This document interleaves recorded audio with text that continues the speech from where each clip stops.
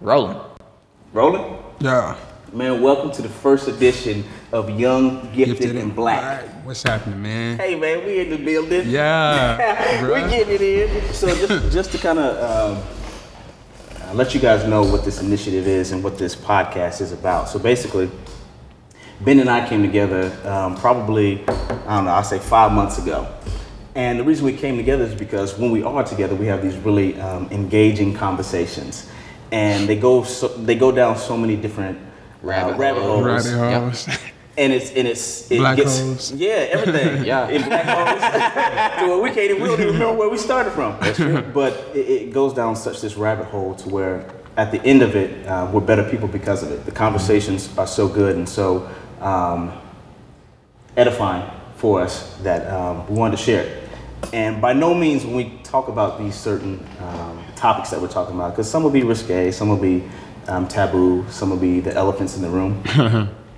But when we have these topics, we don't want to seem like we're coming from a place of judgment or a place of high and mighty. We're simply having the conversation. We're simply engaging. Keep going. Yeah. We're simply engaging and having a conversation. But we would love for y'all's feedback. We would love for y'all's input. And did I say that input? Nah. Really, we don't care what you even think, because To be honest with you, it's our show, so we finna have a good time. We Yeah. finna make it happen here. Exactly. But we want you guys to share this. We want you guys to comment. We want you guys to be involved in the conversation and give your input, because we don't know everything. We're just stating our opinions. I'm not. And I this morning, bruh, I had this song in mind, and it hit me strong, bruh. I finna just play a little bit and how I imagine starting to show off. Yeah. So hold on with me real quick. I just want y'all. Welcome to Young, Gifted, and Black. Hey, that ain't too bad. I ain't gonna lie to We you. finna get this thing going on. Yeah, that ain't too bad. I ain't gonna We lie. finna get intellectual. We finna speak to your mind. We finna Yeah. have some good conversation with Bryant Lamar. Bryant Lamar. I didn't even introduce my man, my guest, my boy. I got my boy Evan Gavin over here. And listen, I got an on-screen apology from a man. I'm gonna hit y'all up with in a little bit. So Oh, goodness. we finna get deep. We finna dive in. We finna explore the mind. Right. We here now. Yeah. That song was so good, bruh. I like That's that in the song. stage. I ain't gonna lie to you. So I like that. I Put me in a mood. Yeah. Made me happy. Yeah. So Bryant Lamar is here. Yep. He's an artist. building. He's a producer. You're everything. You're a husband. I am. We got some friends here, man. You're a father. Son, yeah, you're a Yep. father. Yeah. Yep, I am. I'm sorry to interrupt. Tell- There's some people at the door. What the hell? Oh man, come on through. Oh, hey, I'm about to put y'all on real quick. Oh, can I even get in? Yeah, they. Yeah, they in now. What's up? Oh. What's happening, y'all? Just interrupting the show. We Hey. got 3 guests coming on right Flyers, now. cats on the screen. Hey, man. Hey, we on. Come here. Ooh, and you got the cut. Good. I gotta put you on. Hey, you know me. Come through real We quick. might cut half of this stuff out. Well, we might not, cause it's live. Hey, bro, come on over here, cause Come on, man. Come on, man. Look. See, and Bro, this is- Lamar, sorry, hold on, bro. see, No, see. you're good, son. chain on chain. Yeah. Chain on Hey, chain man. action. Look, Sorry, cheers. Elliot. Hey, bro. hold on. Yes, sir. I What's just going on, want to man? say Brian something. Lamar, man. Hey, man, pull on up. Y'all remember that? Yeah. For sure. We don't even know how this first episode is finna go off, but I want to showcase this chain here, bro. Good to see you.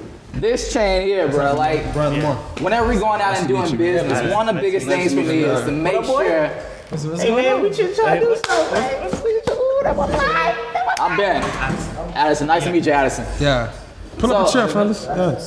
So, No, it's been like that. as black people, it's one of those things that, like, as we're doing business, especially me and Evan, it's just like, sometimes I don't want to wear the tie and stuff like that, especially like, because it's like, I don't know if that's exactly us. Right. Yeah. I feel like the gold chain identifies black culture and black excellence.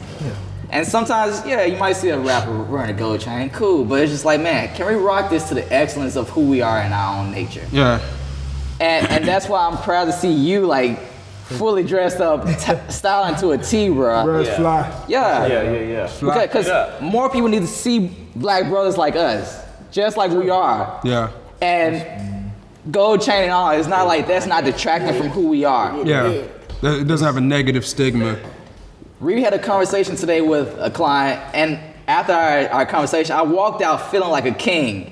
And I hope that all of us come to the table feeling like kings. Yeah. Like we're presenting our best selves every single day, because where else where we want to be? Like, do we want to be a peasant? Yeah. Like where is our mindset at? Yeah. This shows me like, man, he's taking care of himself. Yeah. He sees himself highly. Yeah. And do we all see ourselves highly? Yeah. Straight up. Straight up. Or do we be like, man, I'm just this black little dude on the side street trying to hustle, trying to make, but I'm like, man, I don't know where he is in his life, but at least I'm like, he sees himself highly of himself. Yeah, but I'm gonna tell you something, man. It's not just that, brother, but it's the people that you surround yourself with. Like, it's not just him that look good. It's my man over here. It's my little brother over here. Yeah. You know what I mean? Like, it's the company that you keep. Right. You know, so there, I mean, I know for a fact that he's not gonna hang around with anybody that doesn't have a mindset like his. Yeah. You know, if you're in those circles and if you have those people around you, then they're gonna always keep you A1. Like you're gonna always look right. Your mindset's gonna be always be right. So I mean, I appreciate y'all boys, you know, for being around my brother, you know, and inputting what y'all have inputted in his life, man. I appreciate that. You know? So anyways, like I was saying, my bad. This is my little brother Elliot. Model. Hey, give him that flash from that look.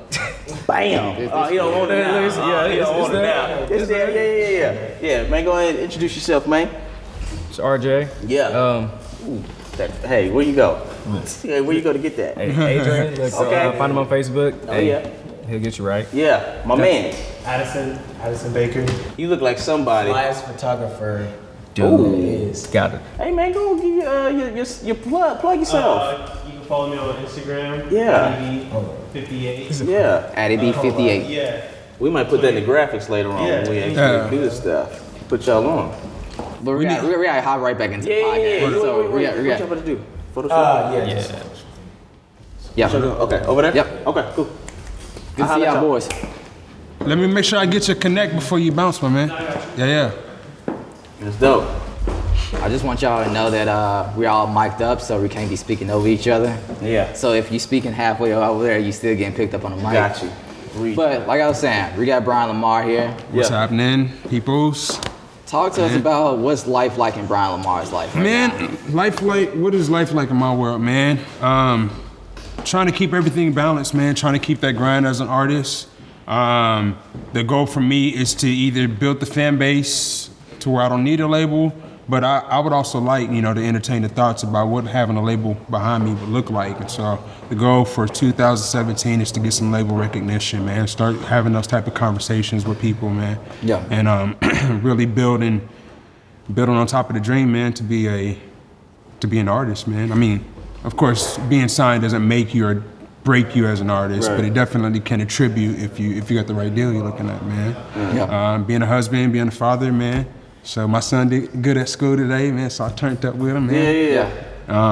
I got another son, man, just started walking, and wifey's doing good at work, man, building up portfolio, profile, and all that kind of stuff, man, so. Awesome. I always see you post about your son. Man, that's my boy, man. My firstborn son to me is my pride and joy. I'm the only person in my family with my last name. Yeah. Hamilton is my last name. Bryant Lamar Hamilton is my full name. Don't try and get my social, you ain't getting it. But I'm the only person that I know of in my family with my last name. Either they're in jail for life or they're dead. Yeah. And so I take that as the responsibility to redefine what it means in the earth. Yeah. And of course, nobody represents your name like your offspring. Mm-hmm. And so teaching him I always ask him two things all the time. Are you smart or are you dumb? And he always says smart, and I tell him to be smart. And then the third thing, I always ask him, what is your name? And I tell him your first name is yours. Your second name comes from your grandfather on your mom's side, and your last name, that comes from your dad. And that's what daddy gave you. Talk to that, man. That's crazy. Like, why is it so important for you, for him to recognize his name? Because it's a part of him. Yeah. You know what I mean?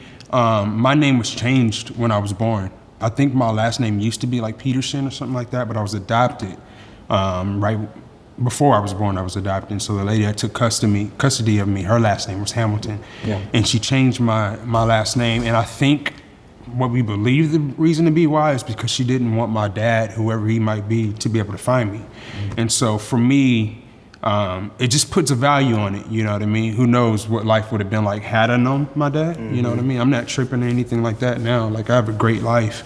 But I've definitely taken and learned from my scenario. Like, if I had to take some L's and losses of not being able to have things or certain things and structures present to make sure that my son doesn't have to experience that. Now, he may have a whole nother scenario, but it won't be because he didn't have a dad that was present. You know what I mean? It won't be because he didn't know the value of who he is. And so that's I guess you could say that's why it means so much to me for my boys to know their name. You know, anything I do in business is always under the name Hamilton, but anything I do as my personal artistry, it's always Bryant Lamar.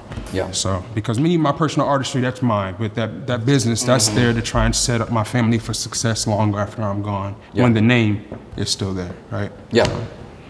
Do you think that life would be different if you had a father in your life? Do you see areas in your life that you like, man, like, I've lacked or I've struggled in as you've grown up in this life? Absolutely, man. Something so simple as putting drapes up and screwing a drywall screw. I didn't know how to do it. And for some reason, I don't know why, I'm used to learning digitally, online, YouTube, Googling whatever answers I have, and I did that, but for some reason, it wasn't just making a connect. I wasn't understanding how to do it just based on what I Googled. I don't know, call me dumb. Maybe it was a bad day, I don't know, but. So I tried to get up there and figure it out. I made about 3 holes before I finally figured out. And honestly, I'll be 100. Man. I had a pops and I still do that. Right?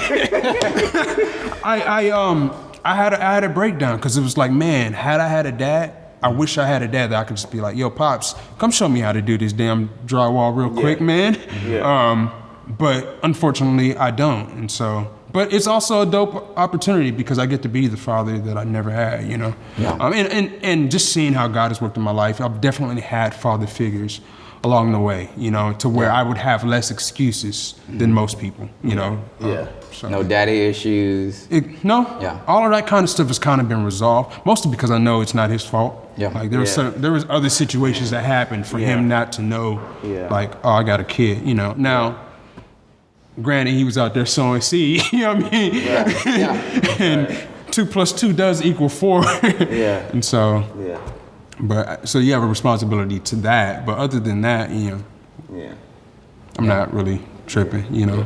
But it's crazy, man. I appreciate that mindset because a lot of people, they fail to recognize that a lot of times, you know, and it's funny because we do the same things. You know, we make mistakes and stuff like that, and we're having to pay for it and things like that. But when it comes from our parents, we expect them to be at a certain level of maturity. We expect them to have these certain qualifications that they may not have. Yeah. You know, and although it's wrong that these things happen, it's equally as wrong for you to completely blame everything on that person. Exactly. You know, when a lot of times they weren't equipped like you're equipped now. Exactly. Yeah. You know, so it's interesting for you to have that mindset and for a lot of people to realize that. Like, there's nothing you can do, you know, in the past 20 years, however old you are now, you know, but it's your mindset now and moving forward and what you can take and choose from that and then instill in your children. Yeah. So that's awesome that you have that mindset because a lot of people don't. Even in their 30s and 40s and 50s, they're still blaming, you know, a person who, you know. And you're right. It's flawed. That was their decision to make, and they didn't make the right decision. Absolutely. But you've had situations in your life that you didn't make the right decision. Yeah, exactly. You have to give them some points off for being human. Yeah. To some degree, you know. Yeah. And that's just life. Yeah.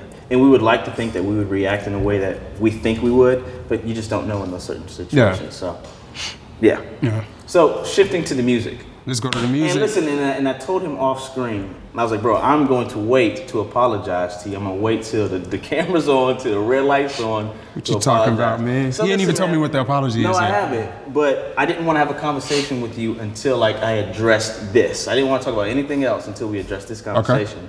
I'm nervous. And don't be, because you've always supported Intent Productions. You've always supported what's happening in Tulsa. you've always, you know, supported me and the things that I want to do. And a lot of times I fall short in doing the same for you. You're an artist, you're a producer, and a lot of times, you know, a lot of our friends are musicians, and I think sometimes because of their vibrato when we're in a room, they kind of suck all the attention to them. Yeah. Rightfully so. I mean, they're very, you know, charismatic and interesting guys. Yeah. But sometimes I fail to give you your props and your respect. And what I want to apologize about is the other day he had his listening party for his new album. Go and shout that out real quick. Vibes. Yep. May 25th is coming out, man. I'm so excited about this album. It's dope, man. It really is. But he had been asking me to be a part of his listening party, and I told him for so long, man, I'm gonna do it. But I let other things get in the way of that, and I don't want to be that friend. I don't want to be, you know, that guy who doesn't support his friends, especially when the music is good. It'd be one thing if the music was trash. If it was garbage. If it was garbage, I got you, bro. No. I'm gonna holler at you later. You know what I mean? I'm gonna send you a congratulations card or something like that. But that's not the case. Your music is dope. You're Thanks, a dope man. individual, and I've learned a lot from you.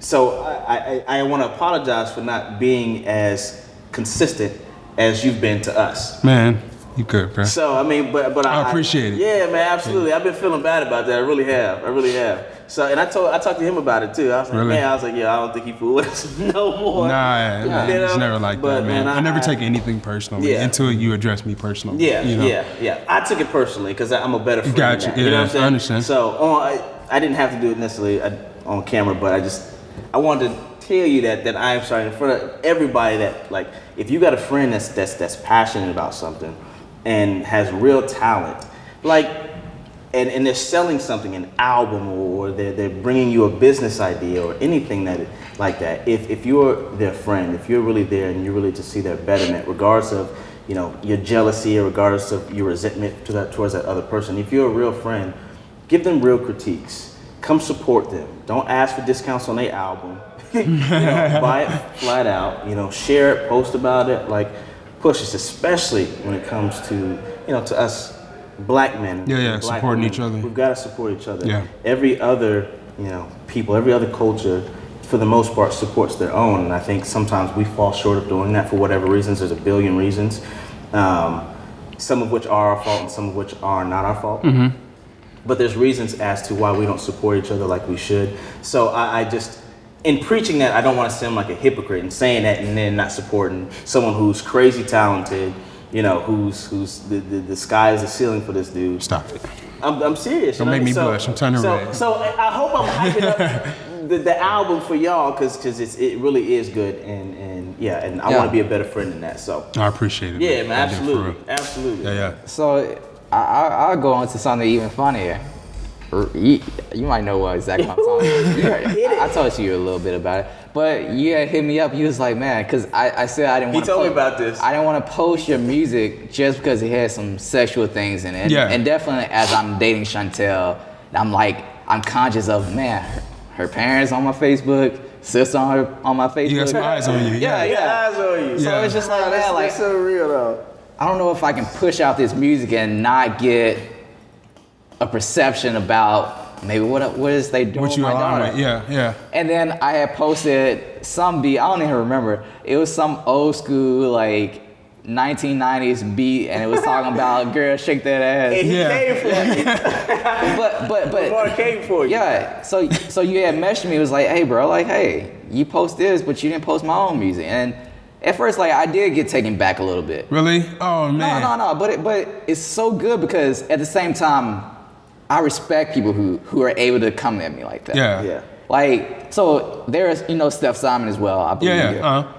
I was supposed to help him out with a shoot, and one day he was like, man, are you gonna be here on Tuesday and stuff like that? I was like, yeah, man, I didn't show up. And he was, Yeah, man, I didn't show up. and he texted me, he was like, man, like, I had people who took off jobs for this stuff. So it's like, Man. I gotta understand that regardless of what position I am, and if I think highly of myself or anything like that, I can't just disregard other people because their time is as worth it as mine. Yeah. And so even like for you, it's like for you to ask me like, man, like, hey, can you speak on my album? Can you tell me, give me feedback? Because it wasn't that you were coming at me because I posted a song, but it's just Exactly. Yeah. like, you really wanted constructive criticism. And Of what can I do to make you comfortable enough to post this like you posted the other one? yep. Yeah. I got you, and that's a crazy question in the time that social media has taken over. It's like if your friend is an artist and the music is not necessarily playable for all age groups, all beliefs, and things like that. Sometimes your core fan base, which is most times your friends, they're and we own a company, you know. So whatever we post, whether it's as a company or as individuals, It's watched. it still goes back. It still connects to our the company. Yeah. Yeah. and Or who we are. or who we are. Yeah, or at least the perception of who you are. Exactly, exactly. At least the perception.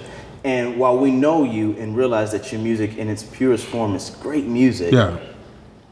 the perception is that it might not be the best content. Appropriate for everything For and everything. all audiences. And I try to reconcile that, and I don't necessarily know how because I want to support you guys. Yeah. You know, shout out to Brotherhood, by the way, Cass and Carlton. For real.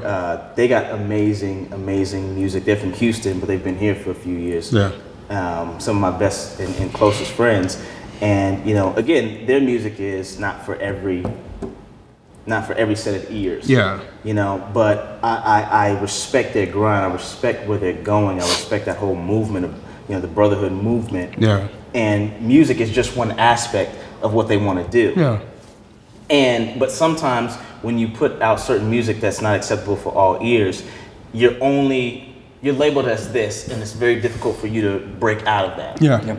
You know, so it's difficult that, you know, as your friends and fans, we want to support your music, but sometimes You can't. got mom and dad looking at your social media and like your professor and You got your pastor on your pastor on there. Yeah. No, and I totally understand. You got partners and clients and things like that, and it's just like how do you reconcile the two sometimes? Yeah. And so it was like trying to navigate that, and still I was like, you know what? I don't even care. Half the time I don't care about my Facebook. Sometimes I care about like, what do I really want to post? And I was like, you know what? I'm still gonna post just because I still do support you. I appreciate it. And it was a push out. But one thing I always wondered, because I've been with you for a while, Bryant Lamar. Yeah. Bryant Lamar, you've been a rock star. Yeah. And now you turn into a rapper. To the Weeknd almost mix of a singer. I'm always asking just like, is there a mold for you? Like, what are you trying to shoot for? Because I've seen so many different layers of you. Yeah. That's a great question. Is this a part of your music, especially with Vibes right now? I think Good, track number 6. Yeah. No, that's Post Up. Post Up? Post Up, like, what's up, that? Is there a track called Good? There is one called Good. It's like conversational kind of, like just people in the room. And High School Reunion. Those are my 2 favorite songs off that whole album right Thanks, now. man. High School Reunion? You probably haven't heard it yet. Yep. Yeah. I'll show it to you afterwards. Okay, man. all right. But like I said, I've heard you have the Day of Stars. Yeah. To now this. So it's just like, are you in a road of finding yourself in music? Like finding your voice? Because we've talked multiple times about you went to LA and they were like, man, this is what I want. Yeah. And other people like, man, this is not gonna work here. Yeah. And so it's like you have both sides of people like, I'll accept you here or I don't like you here. How do you navigate trying to find your voice or who you want to be in music? Well, here's the thing. I don't feel it necessary to define it because I align with all of it. A Day of Stars is clean music, like it's clean, band-driven, guitar-driven. It makes me think about like when me and my ex-girlfriend, Alanda, were dating, and I had heard Coldplay for the first time.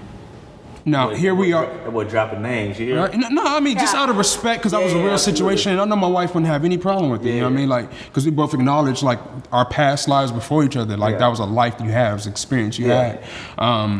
And so, yeah, I remember we were driving back from Oklahoma City to Tulsa. It's nighttime, the stars, and nobody was doing anything appropriate. I was laying down in the back seat, and I remember looking out through the sunroof because we were in our dad's Mercedes. We were driving back, and her brother, he loved Coldplay, and I always used to make fun of him. Oh, Sam, you so white, blah, blah, blah, blah. And then he played it, and it connected with me, and I felt like it opened a completely different realm of music. Not only to mention, a lot of people don't know is I don't really align with a lot of hip hop music. It's not because I don't agree with it, I just didn't grow up with it. Yeah. So like a lot of the Michael Jackson, even some pop music I don't align with. A lot of the Michael Jackson stuff, a lot of the hits that we had in the early 2000s and in the 90s, I really didn't know a lot about. I wasn't allowed to listen to a lot of hip hop music, and so Bach and Beethoven were definitely okay. Choral music, opera, anything like that was okay, and of course jazz and gospel music was okay. But hip hop, my grandmother's found a CD of Outkast one day, the one where like her breasts are all out and you can see her hair and all of that stuff. And Outkast isn't even that bad of a group. Like when it comes to content, like there's way worse stuff. Lyricists out. Exactly, you know what I mean? Very, very creative, you know what I mean? Open and all of that. Like, and me as a father, like if my son was of age, I would absolutely have no problem with him listening to Outkast because it can inspire him creatively, much more beyond just the content that we may or may not agree with. And so she found out based just off of the CD cover. Yeah. Nope, I don't want to hear a beat. You know what I mean? I barely wanted to thump. If it sounds like an 808, it's gone. She didn't say that, and my grandmother's a lot more open-minded now than she used to be. Yeah. But I can understand as a parent, you find a CD that looks like that. I can't watch Pokemon. I couldn't either. You know what I mean? Let alone Outkast. Yeah, but all I have to say, man, I don't feel it necessary to define. All of these are different just avenues that I can see myself going down. Initially, at the end goal, it looks like this. I would love to have a band that that tours and plays alternative rock music. And then me as a solo artist, I can do whatever I want to do. I never want to be defined as me as a solo artist. I love A Day of Stars because it's clean music, and so you can post that and not have to worry about anything because it's all clean. You know what I mean? I think I said shit once and that was it. But other than that, for the most part, it's clean. Whereas me independently as Bryant Lamar, I'm not afraid to touch any boundary. My curiosity wants to expand to those borders to where we start closing doors. Yeah. I want to see what's behind that door. Oh, I don't like that. Let's close it back. Oh, this I do like. Let's go in here. Do you believe the notion that like you can't be great in everything, and the path that you're choosing, for this complete message, will it be as fluid or as strong if you would just focus on one genre? You ever think about that? Yes, I do think about that, which is why for probably until I get a bigger following, A Day of Stars will take a rest. It's just a little bit harder of a pill for people to swallow. And to be honest, the only reason I created it is because it's hard to get, and I'll be honest, it's difficult to get gigs in Oklahoma as a independent hip hop based artist.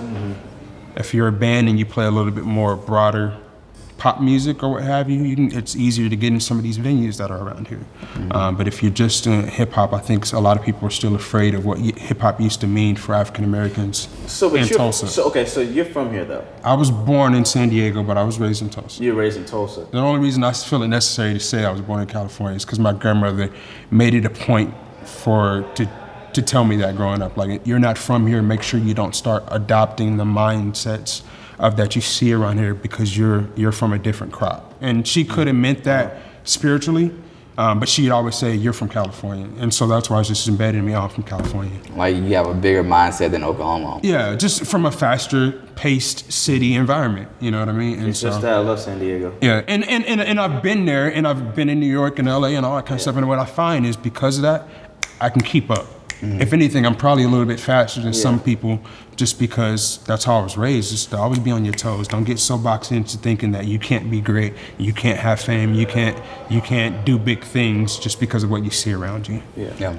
So I guess my question was, growing up and being and living a majority of your life here, because it was difficult to just be a hip hop artist and get gigs, is that why you wanted to kind of encapsulate a bunch of different types of genres? Because it was easier? I say scoot up so your chair don't squeak as much. Okay. Thank you, dog. To a degree, part of it is that's just how I hear music. I love creating that type of music. It connects with my heart so much more than any of this vibe stuff does. On a deeper emotional, I'm about to cry type level. You know what I mean? Whereas vibes is really just some chill type stuff, but it's just as relevant. You know what I mean? My biggest thing is I don't believe creativity should have borders. And it does have borders. It's called math and science, but outside of that, like, it's just, I don't think that, for instance, I don't think genres exist. Where in music is there genres when you look at music and what it is? It's 8 notes that repeat over and over upon octave. There's no genre embedded in that. You know, and the genre comes in our need to define something. Just like we feel the need to define what God looks like, Buddha, Jesus, Allah, or what have you. You know what I mean? But that same type of creativity that is music, that same type of creativity that is God, it can't be defined with what we define it as. There's no such thing as country. That's just your expression of what you hear.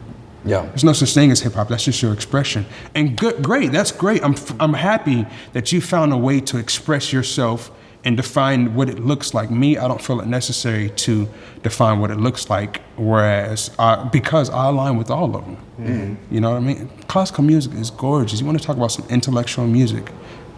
Like everything doing something independently, yet it works together, it's classical music.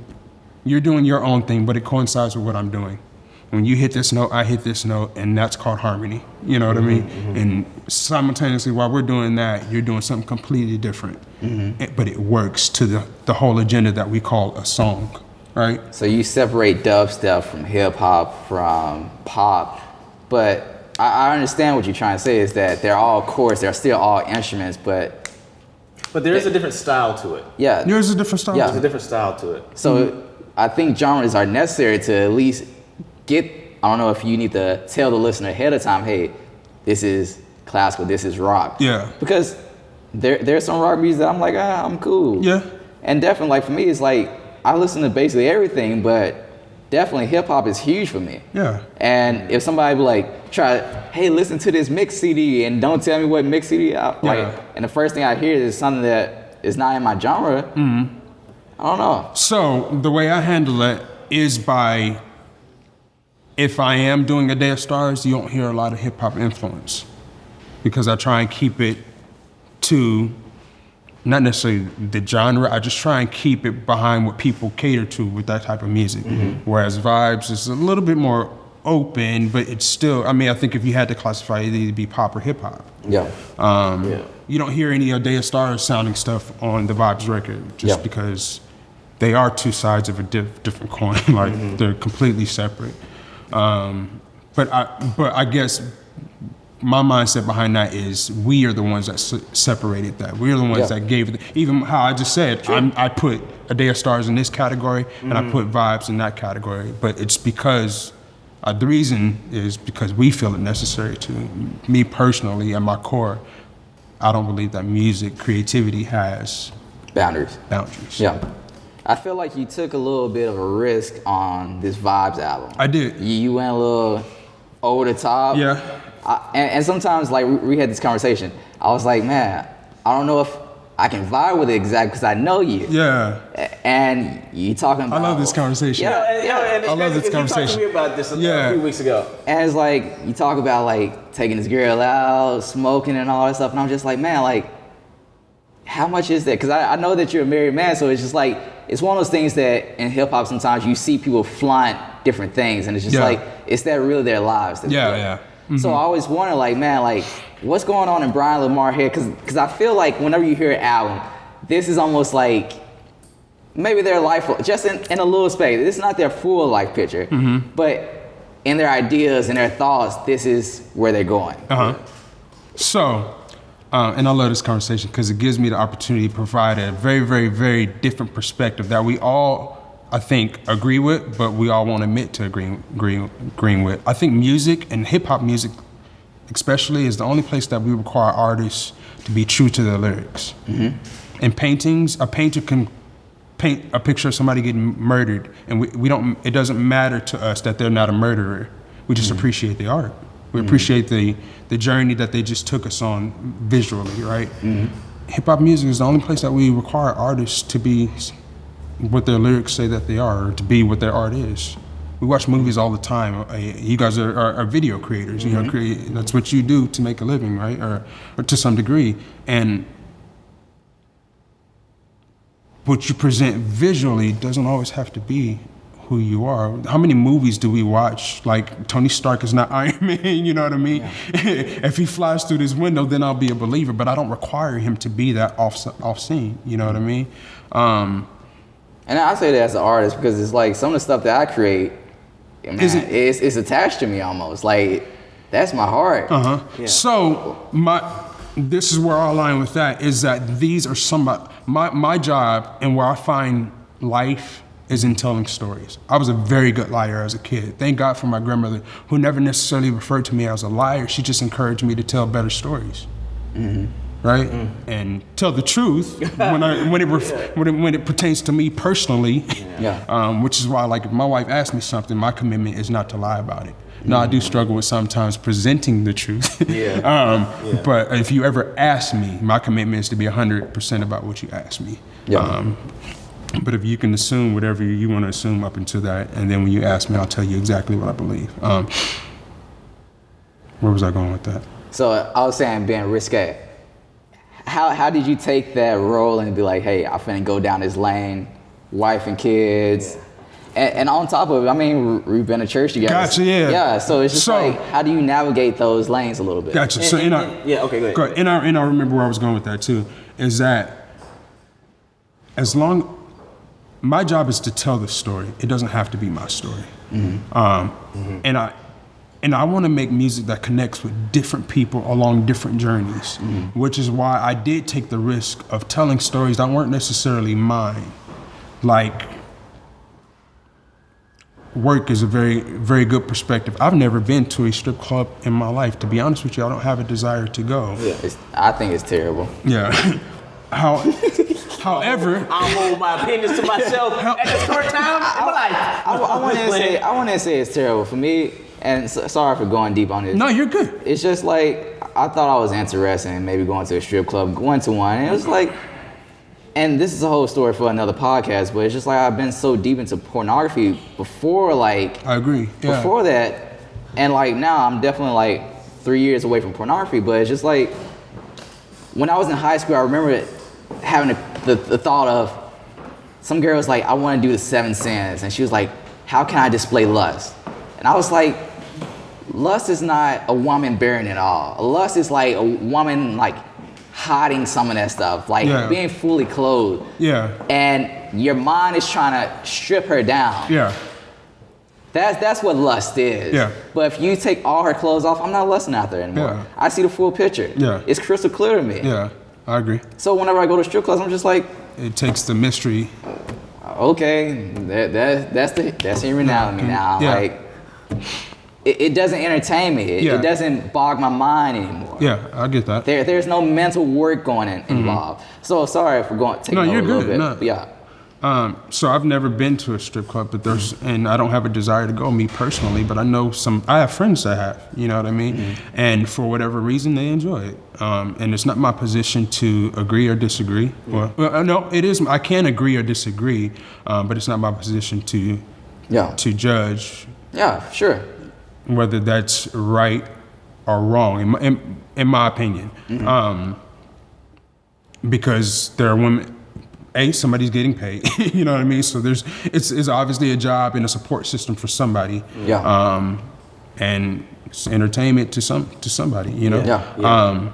So, but what about that person? That person wants some type of music to be able to vibe with. Not only that, I want to show you that person's perspective. To be honest, there's a hidden message behind vibes. There's the message of Hosea, which is, he was so in love with his wife who wasn't just so in love with him. And I wanted to tell a story of what does it look like if, what does a man's mind, what can a man's mind go through if he's so devoted to his wife and she's not devoted to him, and he just gets to that point where, you know, F it, I'm good. Like, where does he go after that? And that's kind of where I try and take it in vibes, like, different perspectives. He's in the strip club, and then at the end of the song, they tell him, hey, man, that's not you. Like, you need to bounce, bro. You know what I mean? And Hosea, going to Hosea, just for people who might not be Bible-inclusive a little bit, is basically when God give some context. Gave Hosea a wife, and she was... She'd run everywhere else for love. She was a prostitute.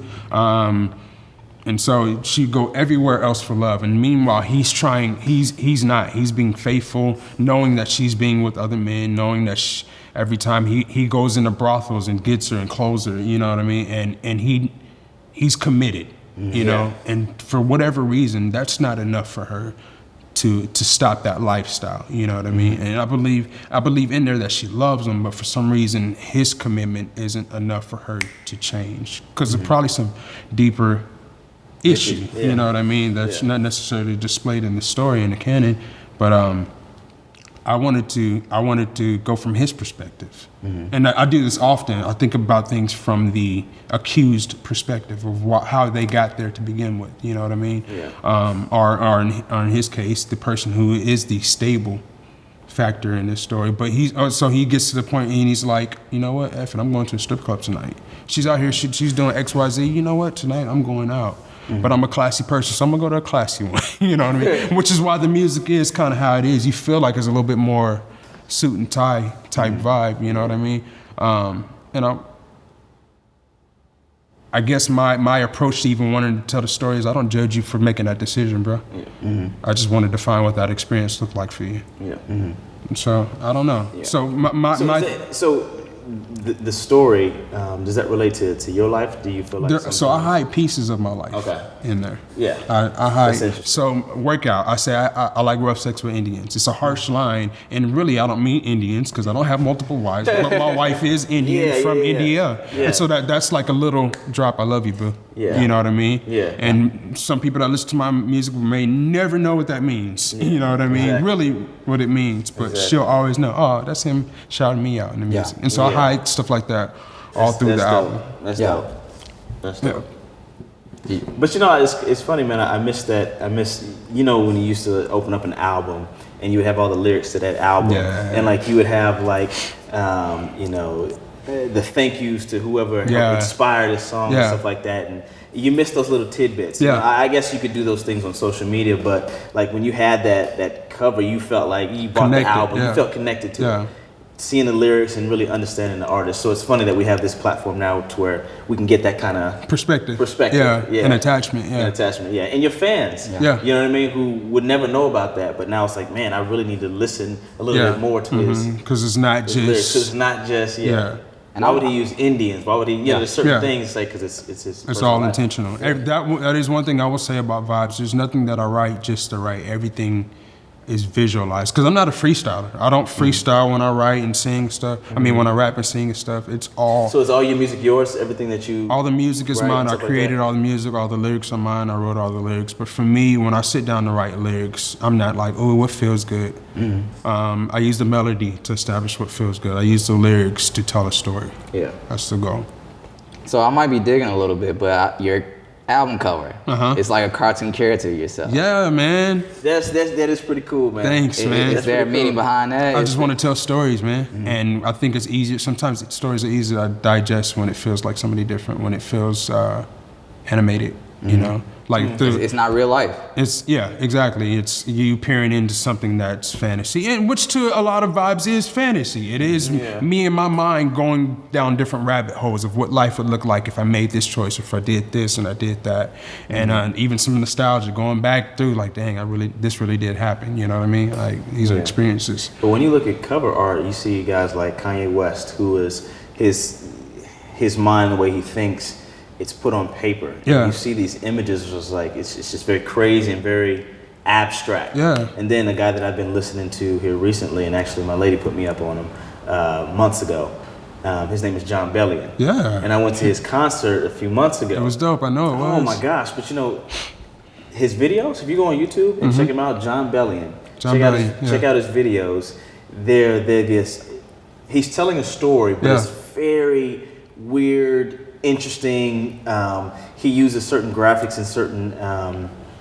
I don't know. He does everything. He does everything. Yeah, he makes the beats and all of that. Have you ever seen him making the beats? Yes, I have. That's some of my favorite videos. That's some of my favorite videos. I gotta do some of those. And I love his passion when he's talking about his music. And he's just like, as the music changes, his body goes with it. Like he feels it. Yeah. You know what I mean? So it's interesting to see his take. And you get to see that creativity. And it's funny because a certain string will bring him back to a certain time in his life. Yeah. A chord. Yeah. Well, like, man, I just feel like he got this song just like in the 80s, and it feels like an 80s song. Yeah. Mm-hmm. I don't know if that's the correct. Just like 80s music. 80s music, Yeah, 80s music, and it has that 80s feel, that 80s vibe, but the video is even crazier. So he'll do videos like where he's in the forest, and then he'll do these all-out animations where it's just this kid running and he has these monsters chasing him. That's crazy. I remember that Money Right. Yeah. It's just the whole wide spectrum of cover art, and you get to see who that individual really is. So I got a story for that. Yeah. I used to be a teacher at Central High School, Tulsa Central High School, and one of my students, who's Danico McBee, he was a dope producer himself, and he played one of John Bellion, the making of Money Right video. Yeah. When I tell you I had to step out of the classroom because I got mad, super like teary-eyed, because it made me think about that, like when I'm in my grandma's house and I'm have clients coming in and I'm waking up and that's just my life. Every morning I wake up, I make 3 beats and then I go to church. You know what I mean? Yeah. Like, and then I get out of church and 3 more clients come in and I vibe with them, and I'm making, and I'm hoping in that instance, like people coming in my bedroom and of course there's a bed right there. It's totally unprofessional, you know what I mean? Yeah. And she's gracious enough to let me use her house, but it took me back to those moments. Like in that moment, I thought A, what I was creating was the best shit ever, and then B, like man, like I can't wait till I'm in the biggest of studios creating the type of same stuff that Kanye West is creating, like. And that video made me, that video made me think of all of that, man. I had to step out the room, man. I got that emotional. Like, I remembered that feeling. Like, it was like, man, to know that I still had those same childhood ambitions that I did when I was 16. Like, it meant a lot. And I messed with John Bellion for that experience alone. Yeah. Plus many more, but that experience alone, it's like, yo, I don't care what you put out. I vibe with you. You made me think and remember these moments, moment. Yeah. So I guess you say that's the same thing I'm trying to do with Vibes, is I'm trying to get people to remember things that happen, situations, and just, it happened. It's life, you know what I mean? And that was a dope experience, like from like on high school. Like we chilling, like it's going back to like you with your boys in the basement, and your boys and girls. It's like, you know, it's not even gender specific. It's just like we just vibe and we just talk about bullshit, you know. But in that moment, it means so much to you, the bullshit that you're talking. Right? Straight up. I mean, that's why we're here right now. And that's why we're here right now. Yeah. It sounds good. It's like, man, it sounds good to us to have the conversation. Yeah. But I wonder what it sounds like for other people. Yeah. You know, are they really getting what we're getting out of it? You know? Yeah. Do you think that having every single thing in your hands, since you're doing the producing, you're doing the writing, you're doing the singing, do you think that if you separate some of those, would that help you? Would that benefit you? It could. And this is why I say, I just read a blog post because right now I'm in the phase where I'm almost honestly thinking about not even releasing Vibes on May 25th because it's so close and the following hasn't increased to the degree that I wanted to, right? And I am so tired of releasing songs for 100 people. It's not even about the money right now, you know, it's just about getting that type of exposure. I know this music can touch the hearts and minds of billions of people, you know what I mean? I know people can vibe and align with the music that I'm creating, you know what I mean? That's part of the reason for the diversity that you see, is because I wanted to be able to cater to different perspectives. However, the blog post that I was reading said that artists should spend just as much time on social media and sending their music to blogs and what have you and so forth and so on, just as much time or if not more than you do creating. Which takes away from the music. Which takes away from the music. So if I could hire somebody or pay somebody to press record, that would take another load off of me, right?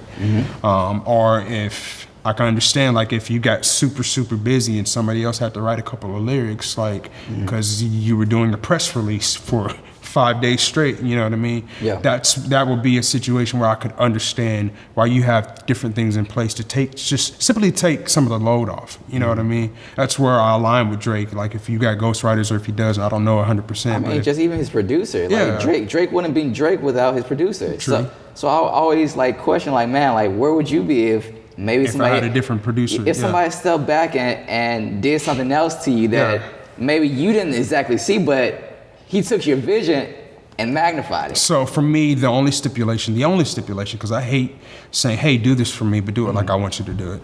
Yep. If that's the case, I might as well do it, right? True.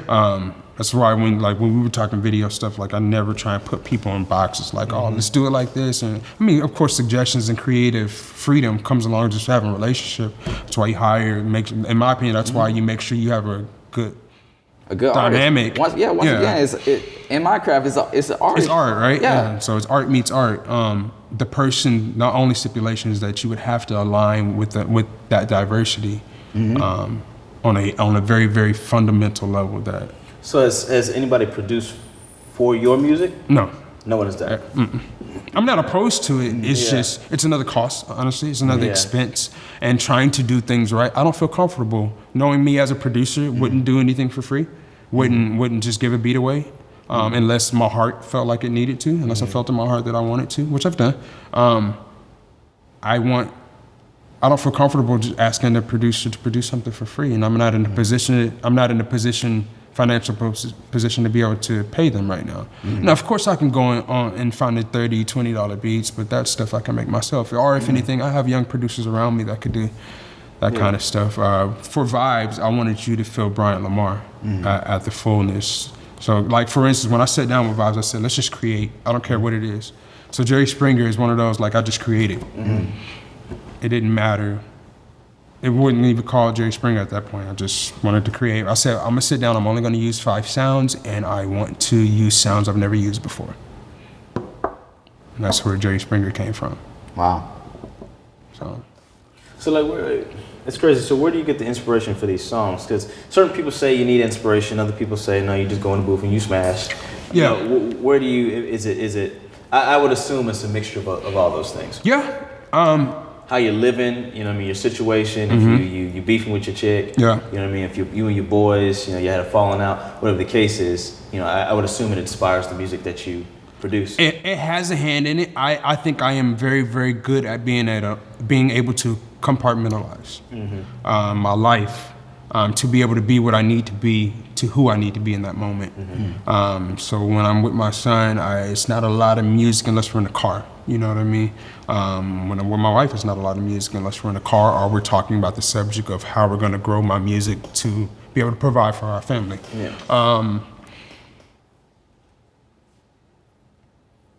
When it comes to creativity for me, creating in the studio, I've always been able to, not even creating in the studio, I've always been able to spawn creativity kind of just like that, which is why I don't listen to a lot of music, because I think that attributes to it. I don't fill myself with a lot of perspectives to align with, and so therefore my perspectives, a lot of them are all organic, are based on what I'm seeing. I am very driven, however, by what I see visually. So, and that doesn't have to be my perspective. I could be watching a movie and it inspire a song. I can be, I could see somebody arguing and I align with somebody's perspective or not, and I can write about that. I never needed to just be in the studio to create. Like, you give me 2 minutes, let me listen to the soundtrack for Beauty and the Beast for a little bit, for at least one song, Transformation, the ending one, I'll be good. It gets my mind out of what's going on in the present right now. Let's create. So I've always been pretty good about that. I don't necessarily need to have an agenda going in. Right. It just kind of comes as it goes. I'll be in the car sometimes. Like, my phone's filled with voice notes of, ooh, that just came out of nowhere. I've had to stop my wife mid-argument sometimes. Like, hold up. Cuss me out again, girl. Let me hear that again. Play that back. Yeah. Laura, I have to hold up, say that again. Like, and I just like the way that it flows. I'll change it or not and just write it down real quick or something. So it could be anywhere. For me personally. And I know everybody's not like I get jealous of people that see colors. I wish I could see some damn color when I play music. That stuff is genius to me. Yeah. Like, and I wonder how many people really see colors when they hear music. Like, that's crazy. Yeah. That's a sixth sense. Yeah, almost, that's it. Yeah. You know what I mean? Not a lot of people can see music like that. Yeah. I wonder what's happening in their brains, their neurons, Yeah. to make them see that. But the thing is that I'm amazed by is, once again, the power to create regardless of what special abilities you have. Yeah. Can you speak on, like, just continue to make art? Even if you said, man, maybe I want to put out this album. So it's one of those things that, hey, I'm not trying to get this album to blow up exactly, but this is art to me. This is a creation of me. This is a part of me.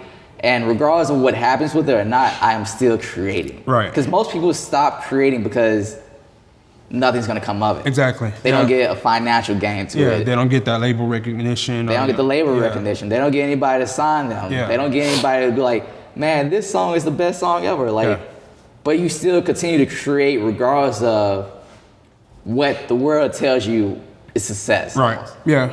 So a couple weeks ago, man, I had told my wife, because I was just in my mind, and I was like, and honestly, it was just a depressing day, just to be 100. And I had told her, if by like 35 it doesn't work out, I'm going to law school. And this is why I F with my wife, like I F with my wife, because she was like, what? Immediately, like, and I remember a time when she would have been like, yeah, you probably need to like think about it. Like but she's grown in her open-mindedness, and then she's grown in just believing in me and believing in my art that I can do this, you know what I mean? And that I can provide for our family with my art.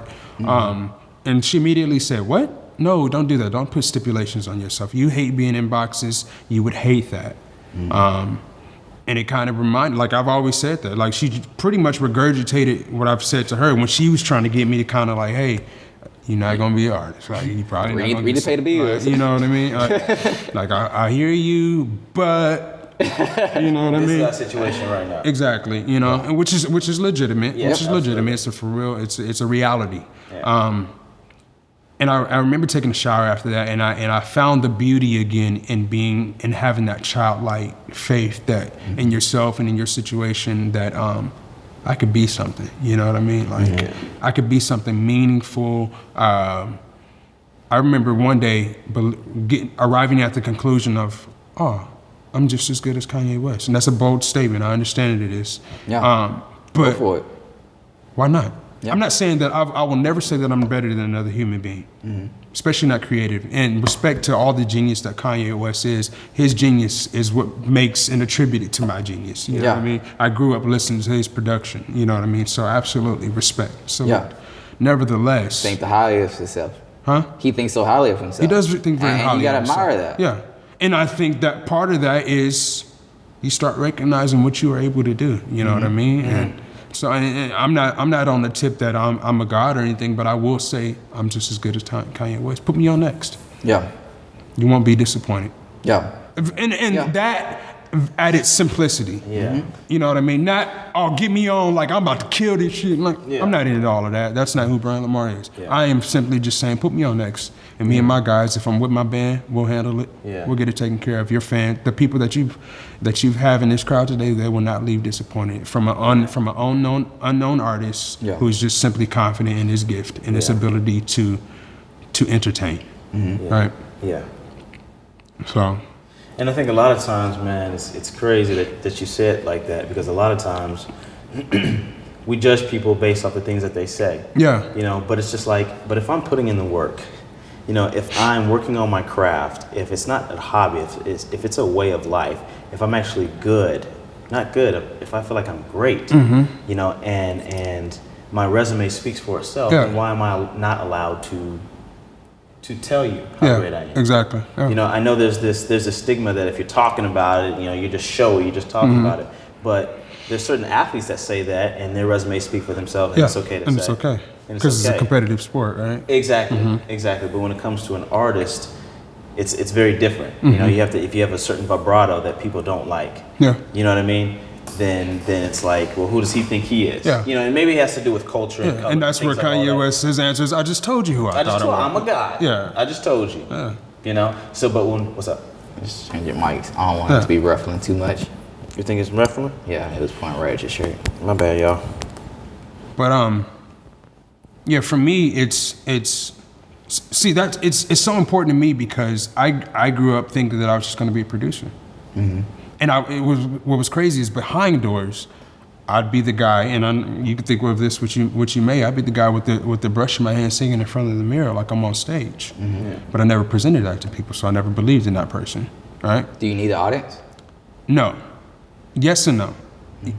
because at the end of the day, I don't need the audience for the fame. I need the audience so they can experience what I'm presenting to them. This is a story I want you to see this. You know what I mean? It's like a kid saying, "Dad, come look, come look."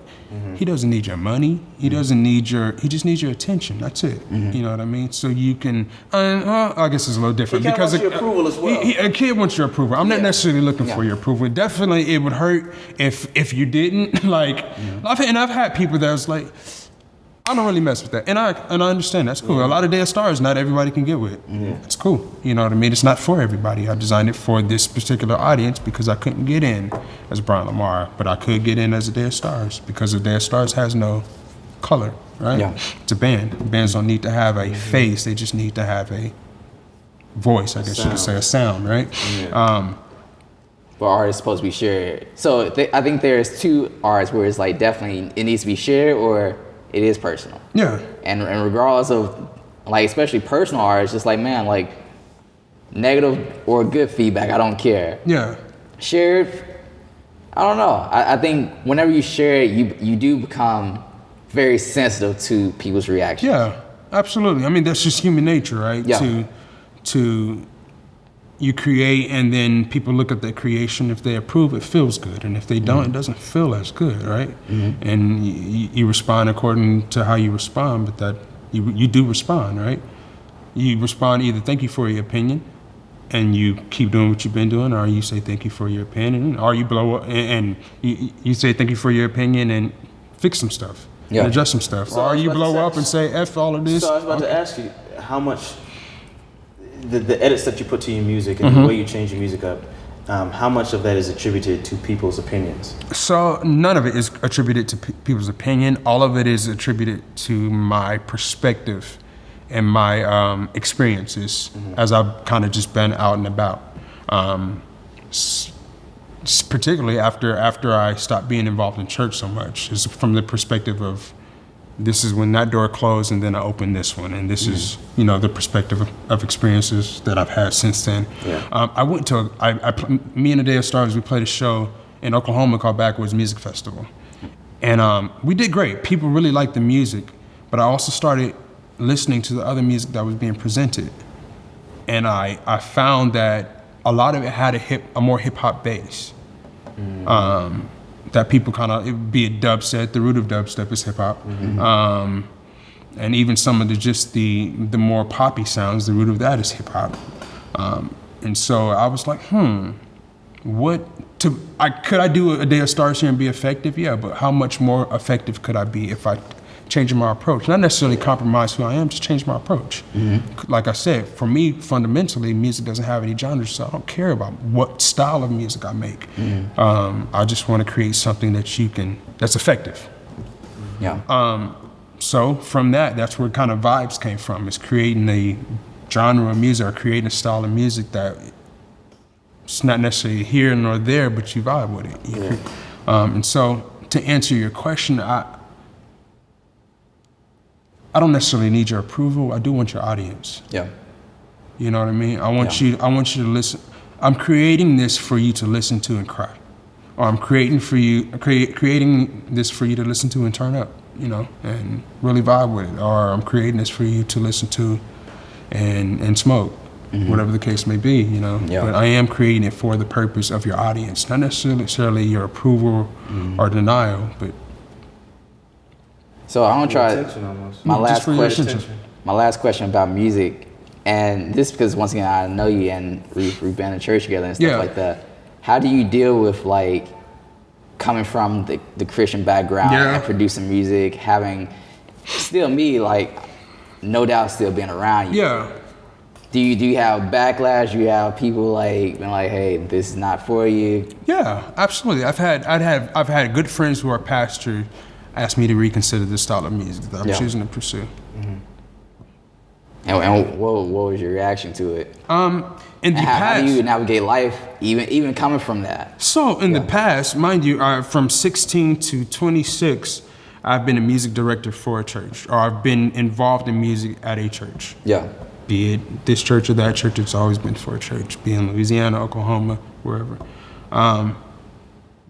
this is, after 26, this has been the first time in my life I haven't been a music director at a church. And what's crazy, and this is crazy, is that I know the ropes, that if I ever wanted to go back, I know exactly what to do to get back.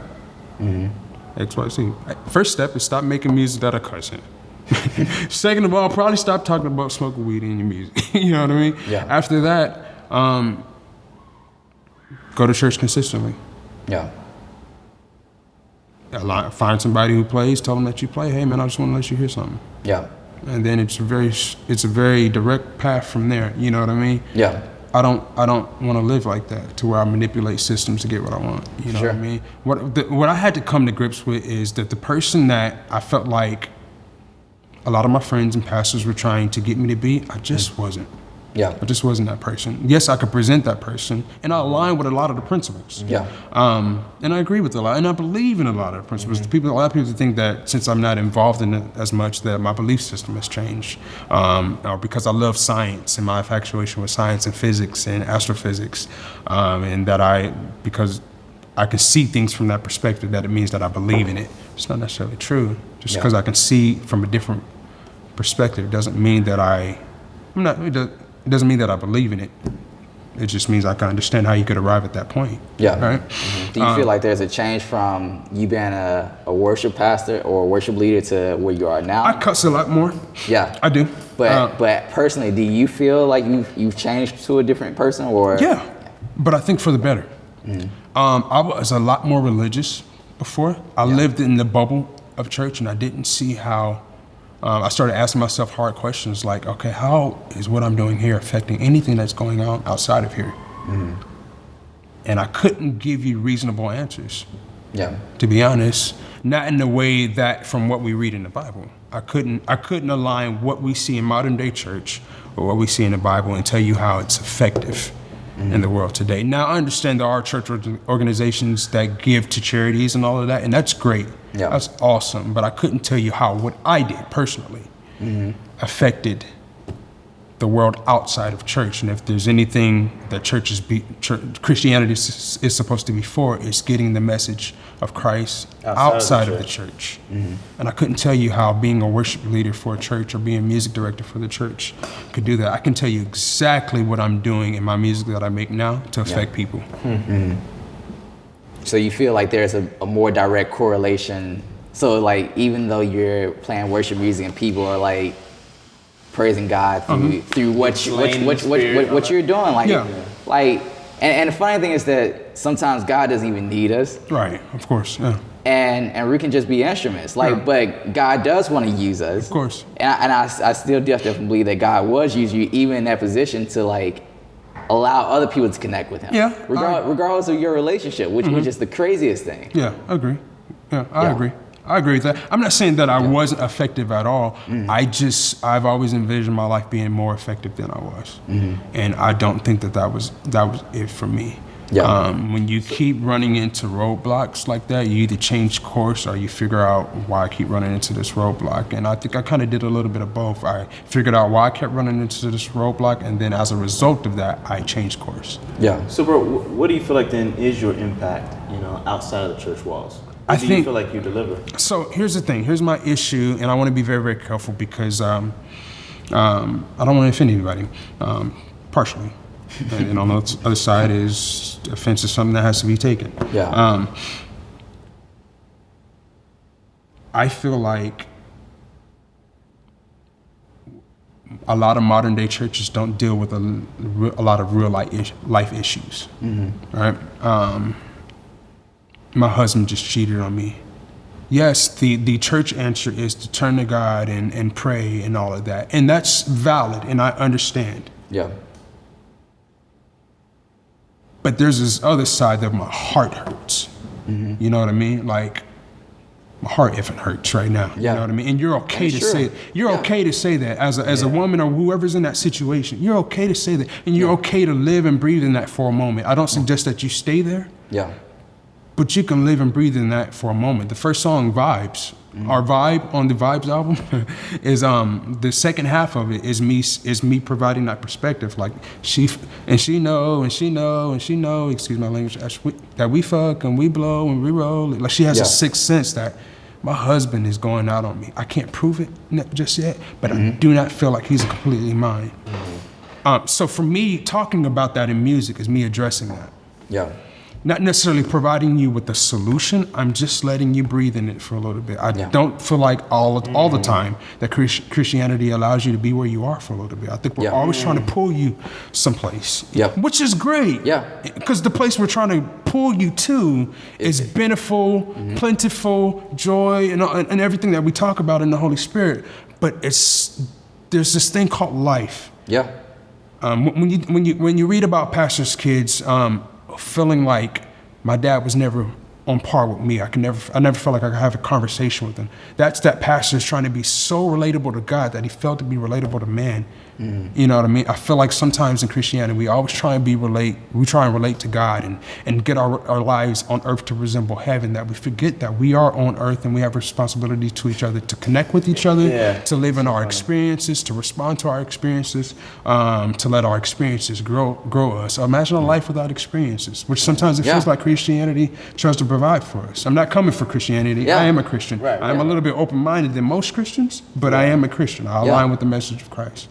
But imagine a life without experiences, which sometimes I feel like Christianity tries to get us to do, like, you know what I mean? Like, or they're just the emotions. Or the emotions, you know what I mean? Like, these are real emotions. So that's where Vibes comes from. That's where I feel like I'm effective in getting you to feel again. That's what so Vibe for me isn't because... It's therapeutic in a certain way. For me, Vibes isn't like, and not the word Vibes isn't like, because it's trendy. Yeah. It comes from the word vibration, which means it resonates with you. That's all I'm saying. When I say vibe in the music, I'm saying feel me. Feel me. Yep. Feel again. That's my whole perspective behind it, is feel. Because we live in a society where people don't feel anymore. It's either super business and there's no connectivity, or super social media and there's still no connection. Or it's what is it? It's perspective. It's you only present what you want people to see, and that's not all the time that's not all the time your reality. Sometimes your life looks like shit. Yeah. You know what I mean? And are you willing to show that? Are you willing to show that? That's why I love talking about situations with my wife. Yeah. Because somebody else went through that too. That's why I create music that's not necessarily my perspective, because it is somebody's. You know what I mean? And I want you to feel that. Yeah. Not stay there. Not stay there, but feel it. You know what I mean? So. Yeah, I definitely feel like there's growth there. There's maturity and at least acknowledging your emotions. Yeah. To at least like allow yourself to feel the emotion. One of my friends was like, man, like, I don't think anger is of God. I'm like, man, like, God got angry. You read it in the Bible. He gave you emotion. Like, all this is natural. Don't become something that He didn't create you to be. Like, why are you trying to take out things? And thing is, God's like, come to me with your anger. Like, don't be like, I'm not angry, God. No, it says in the Bible, I believe in Psalms, the anger of God lasts for a moment, but it is there. You know what I mean? Like, and it's peaceful there. I mean, you read the come to me as you are. Yeah, you read the Old Testament. God was swallowing people up. You know what I mean? And you could argue, was it a result of anger, or was it a result that you were in violation of the rules? But regardless, there was cause and effect. Obviously, you didn't do something right, because the whole earth just said, you know what? I'm hungry right now, and you looking a little tasty. You know what I mean? Don't get all them boys. Right? So what's next coming out of you? Man. Not even just art. What's next in life? We're talking about moving to California. We are talking about moving there. I have some connects there. Breaking news right now. Man. That's News breaking, Channel 6. Hey, that's breaking hard too, man. I feel like after people get your story, they're gonna want you to stay here. They're gonna want you to, they're gonna want to connect with you. You know what? I love Tulsa. I do. But as I said, I was just raised to think a little bit differently. You know what I mean? And not to say I don't align with people here. Obviously, we're here. We're talking. I align with you. short version is the connects that I have that could, if they decided to change my situation very, very drastically, have all suggested that I come out there, and I've been prolonging it. These are suggestions that were done like 2 years ago when I was in LA. Yeah. I had presented my music to a handful of people, and what they aligned, what they liked the most was the stuff that I was doing for me, and this wasn't even no vibey type stuff. This is more Day of Stars. And so they've suggested like, hey, we could work with you. You just got to be here. And so my commitment was, if we go, what I told my wife, if we go, we go together. Because last time I was there, it wasn't the best of situation. There was definitely opportunity to do stupid stuff. So I decided that to be responsible, it's better that we go together, or that we at least grew closer. So now we're entertaining the thought, like, what if I go first? But now we're both mature enough to have that conversation. Before we weren't. So that's kind of what's next, is not talking about, it's in motion. Just trying to get to California, San Diego, man. Awesome. So 619. Yeah. So since we have an artist on our podcast, I feel like it's right that we, share some information and you give some value to some other local artists, or some other local producers. So my question is, because we work with a few bands with what's happening in Tulsa, and promoting them on our Tulsa artist videos, and a lot of them say, I'm going to be here for another few months and things don't pop, then I'm moving, I'm out of here and things like that.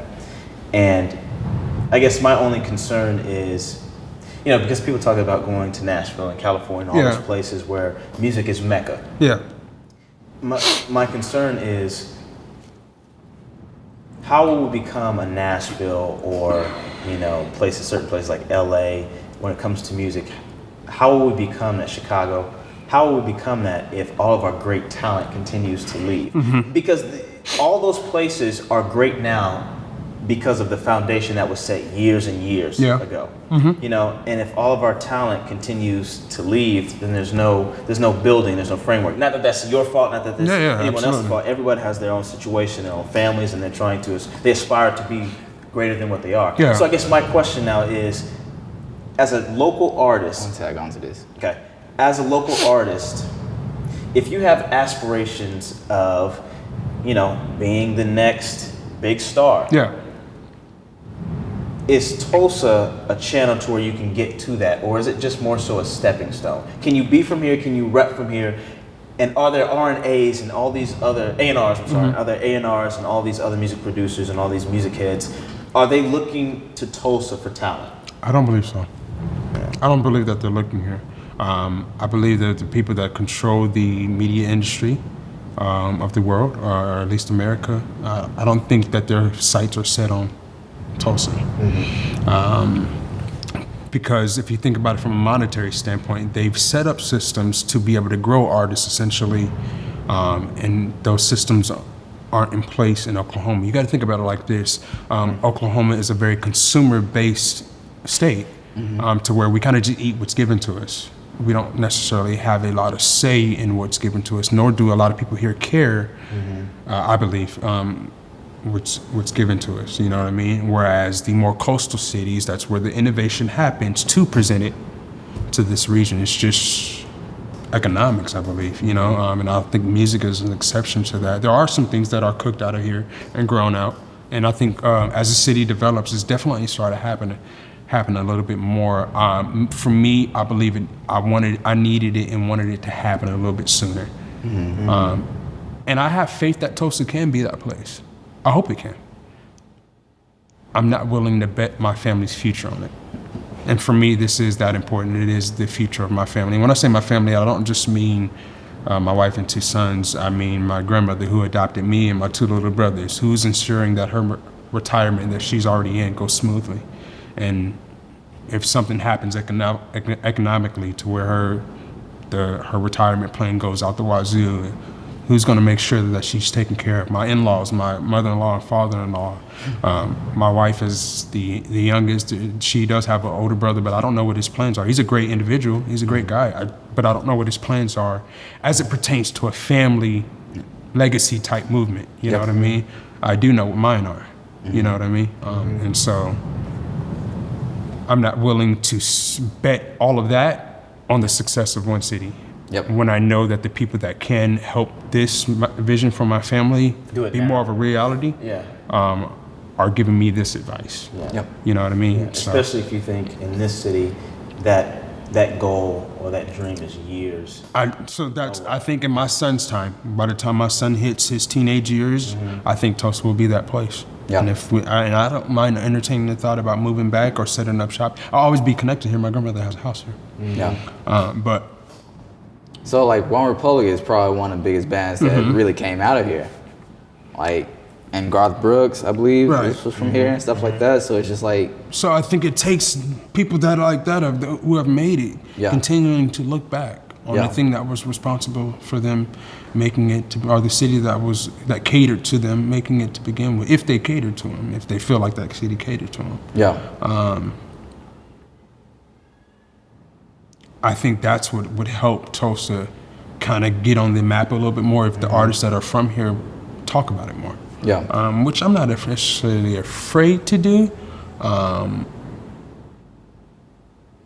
For me, it prones the question of how much has Tulsa done for me if I am having to leave to get that level of recognition somewhere else. If I had to start up a whole nother band because I felt like as an African American male, as a black male in Oklahoma, I couldn't approach you, this venue, about getting my music and doing a show at your venue simply because of the color of my skin. I start up another band that has no gender, and now I do feel comfortable. I think that says a lot about where you are, you know what I mean? yeah, And that could be my perspective. It may not be that situation at all, but Yeah. I've knocked on doors as Bryant Lamar and not really gotten an audience. When I started knocking on the door as a Day of Stars, it was a bigger audience. yeah. So like, It was a bigger audience locally, Yeah, but as yeah, far as yeah. play-by-play, Say That You Love versus any song off the first 5 songs of Vibes, you can see that the plays are a lot more on Yeah. Vibes, you know what I mean? yeah. So it's just basically a time thing here. It's a time thing for me. It's I view time is moving. You know what I mean. And already my body is trying to tell me that I'm older. You know what I mean. Yeah. And I have a response for that. Let's go to the gym. But I still hear it talking. You know what I mean. Hey, Yeah. hey, bro, you can't just jump down a flight of stairs like you used to do when you were 16, thinking you were Superman. You gonna pay for that today. Yeah, you Sit know, your it's ass in the simple, bed. You know what I mean? Feel that in your lower back. That's called age. I'm here. Nice to meet you. You know what I mean? So that's a real situation. That's me realizing I won't be able to perform forever. You know what I mean? Yeah. But while I can and while I'm good at it, let's do it. Why does legacy matter so much to you? And It does matter, right? You kind of hear it in what I talk about. I'm sorry. yeah, but I don't think too many people even care about their legacy, especially like nowadays. We live in a world with social media. It's like, what is legacy? Yeah. Legacy matters to me, probably because I didn't have much of it. Like, why leave your name on this world? Or even if it's not just your world, it's like your wife's world, your Yeah. child's world, your children's world. Like, Oh, I got another question too. you can ask us questions. Yeah, if you yeah, want to as well. yeah. I do. I got some questions. But why it matters to me is probably because I didn't have a lot of it growing up, but I saw what it could mean. You know what I mean? Just from a pastoral perspective, and what I saw a pastor do for his kids, and for kids that weren't biologically his, but he adopted them, and now they have access to everything that he has access simply because he made a choice, right? And for me, it's not the name, but it is. Because it is my offspring, that what I am dealing with right now, they do bear my name. But if we adopted somebody and they had a different last name, I would still treat them like they're under my banner or what Yeah. have you. It matters to me because it assures your family's survival beyond your existence. We are such a blimp in the spectrum of time. We're such a blimp of light, you know what I mean? That if you don't set it up right, you could be forgotten about. And I want to create something to where it's like, no, that's the Hamiltons. You know what I mean? Like, that means something. Yeah. But also had that humility and and fortitude to not let it make you something that you're not. You know what I mean? We were talking about that earlier about how I want to be as an artist, and people start catering to me more. Do I want to be the person that expects you to set water out for me, or can I grab my own glass and it not have to be that big a deal? I want to be the person that grabs his own glass. You know what I mean? And I want that to be taught to my children. You know what I mean? Like, oh, they're decent people. You know what I mean? Don't get it twisted. They're very professional. They're well spoken, but at their core, they're decent people. They will always choose right over wrong. You know, things like that. That kind of stuff you teach. Yeah. As African Americans, that's something that's been taken. Yeah. You know what I mean? Yeah. And so that's my way of making sure that we give that back. We were watching Roots, and I remember him saying, "You're Kunta Kinte," of this tribe, and I don't know why when I watched the newer version I missed something different. Probably because I was older, right? Me and my wife were watching it, and I insist that my wife watches movies to that degree, not necessarily to align with the slavery part of it. You can't align with that. Your people didn't go through that. I can't align with that. I didn't go through that, but it happened to somebody. You know what I mean? So you can at least be empathetic. And the reality, what I just told him, because me and Mary, we watched Get Out not that long ago, and I was watching it cracking up because I understood the satire behind it. Right. She didn't laugh not once because she didn't understand the satire, but her kids are labeled as African Americans because their father is, and that's the society that we have set up, that you are what your father labels you are, unless your mother is smart about presenting it differently, right? Yeah. So my kids are labeled as African American. As far as I'm concerned, they're labeled as, on paper, as African American. Yep. And if they choose to fill out something beyond that, that's what they choose to. And so I insist that my wife watches those things so she can understand the past, so we can create a different future. You know what I mean? And she's as much as a part of that legacy building as I am, and she brings some good shit to it too. You know what I mean? So. But it's so easy for us to just be like worried about our day and our lives, and not to see our children's children. You know, my oldest of my two younger brothers, Ricky, I think he's 16 years old. He's 16 years old. He turned 17 in August 8th. And he was born when I was 13 years old. So I'm 13 years older than my youngest brother. And I was adopted by my grandmother. All of us are adopted by my grandmother. But her mom was, and for me, my mom was there so and all of that. You know, it wasn't consistent. And I remember when he was born making the decision, you know what? I'm going to choose to be there for him because I know what it's like not to have somebody there for me on both sides of the spectrum. You know what I mean? Mom and dad. Or you see a mom that's inconsistent, it's almost better not to have her because it's like, you're mad inconsistent. You know what I mean? I guess you could say that's when legacy first became important to me, is because if I don't give you what I have, then you can go unnurtured. You know what I mean? You can go lacking, and you could, your existence could be the end of you. You know what I mean? Like life could end with you. For your energy, for your life, it could end because you just didn't know, you didn't have anybody else there. So it means that for me, because it creates opportunity for somebody to be somebody different. You know what I mean? Just by having that level of impartation. Yeah. So it's important to me. Yeah. I see it as direction. Yeah, it is. It's wisdom. Yeah. Right? And the more and more you impart it down the chain of your children to your children's children, it's like, I honestly don't even know, like, my grandfather, what he stood for. Yeah. But it's just like, man, like, I want to, like, have a history book and look back and like, man, my grandfather was a hero, or he was this musician. He sought after his dreams, XYZ. Like, I want that superhero or storybook that I can look back on and say that my family did this. Yeah. I think about it like this. You hear this movement, this woke or conscious movement, where we're talking about some people need to be asleep. Yeah, and regardless if you agree or disagree, I don't necessarily want to debate that. I believe I agree with some things and disagree on others. But you hear a lot of African Americans talking about how we were the ancient Egyptians. Yeah. Like I said, regardless if you agree or disagree, me personally, I align with some stuff and other things I disagree with. All that is us searching for some legacy that everybody else in the world has. Exactly. But for some reason it was stripped from us. You know what I mean? And that we were slaves. You know what I mean? Like and the way America a lot of times that is our only history. They position it like it's our only history. But no, we were kings and queens. And if this is Africa inhabited by dark-skinned people, then I understand the perspective of, no, we built this. Yeah. Yeah. You know what I mean? Like Yeah. you can't find a date of when it was built. And so, because I know that my people were here long before your people were here, if you built it, then you would be able to provide a date that you built it. But it's a possibility that the perspective is, no, you didn't build it because you can't provide me with proof that you did. But my people were long here before you did, so we must have built it. Yeah. And the agenda behind that is just not agenda, but I believe that the movement or the heart behind it is wanting to connect with a legacy that's bigger than what you're presented with. Yeah. Right? Yeah. Yeah. And like I said, Yeah. regardless if you agree or not at the conclusion of it, of if Jesus is Adam or Heru and all of that, that I don't necessarily care about.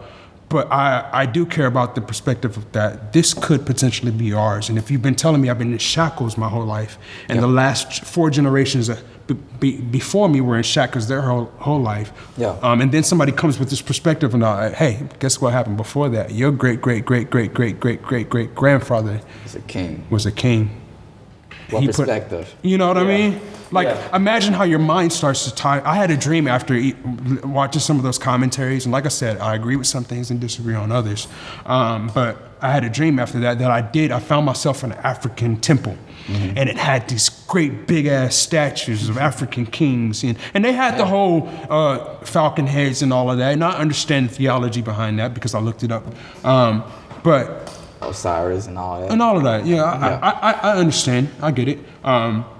Like I said, some of it I agree with, some of it I don't agree with. And some of it is myth and folklore, and some of it we may never know the truth of. But in that dream, I woke up with tears in my eyes. I'm making it sound like I'm a big ass crybaby. I promise I don't cry this much. But go for it. I Man. woke up with tears in my eyes at the end of that dream, because I felt like in that dream I had discovered a part of who I am. You know what I mean? I'm sitting here looking at tablets, and science has already established that creation stemmed in Africa. You know what I mean? And so I'm looking at tablets that in my dream, my perception is this comes from creation. You know what I mean? There's value to that. Yeah. There's value to that. We were made for more than this. Exactly. So if it from the young student who knows no foundation of who he is, and he's turning to gang violence, or he's turning to whatever else, or drugs or whatever. Exactly. Imagine how his perspective of life could change if you present to him that, oh, you don't come from slavery, you come from royalty. Yeah. When you know where you come from, you start to look for that, right? At least I do. You know what I mean? Or it's a possibility that you could. Absolutely. At the end of all of it, regardless if it is or not, it's a possibility that you could. And that's why a lot of those kids need is a possibility of something different. Yeah. The possibility that you could have been something different. could have been It doesn't even matter if you were. But the Yeah. possibility that you could have been something different could evoke change enough in you to seek a different reality than what you're experiencing right now. Yeah. And it's funny whenever I see like Superman, Batman, like Spider-Man, I'm like, damn, like where are the black heroes? Right? And we got Black Panther, but not too many people know about Black Panther. But I want to grow up and have my kids looking at a black superhero and be like, man, I want to be like that hero. Right? Playing with those type of dolls and action figures, right? Yeah. But like you said, and I appreciate, like you said, there's parts of this woke movement that you appreciate. Yeah. And there's parts of them where it's like, yo, go back to bed. Yeah. You know what I mean? Like, there's definitely a fine line. But I do appreciate the movement to where we're searching. We're not beyond. only searching, but we're accepting ourselves, and we're starting to love ourselves. Yeah, that's gorgeous. We're That's starting beautiful. to love ourselves. We're starting to admire our dark skin and our nappy hair and our culture, because our culture is embedded in this country. Right. And a lot of the things that blacks present to this country, it's funny. It's especially nowadays. You see it in all parts and all walks of life now.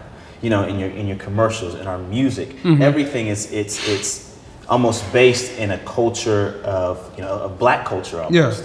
You know what I mean? Everything has seemingly, especially in these last few years, to stem from that. Yeah. It's funny, even just you talk about our music and you think of, this whole phenomenon with twerking. Yeah. And how 10, 15 years ago when Cash Money came out, girl, you look good with your back to thing. Right. Like, these thugs, You can watch a Nelly Tip Drill video, and you can see twerking long before Miley Cyrus. Long before Miley Cyrus said, I don't know about y'all, but I can twerk. Yeah. And then the world went crazy with Right. twerking.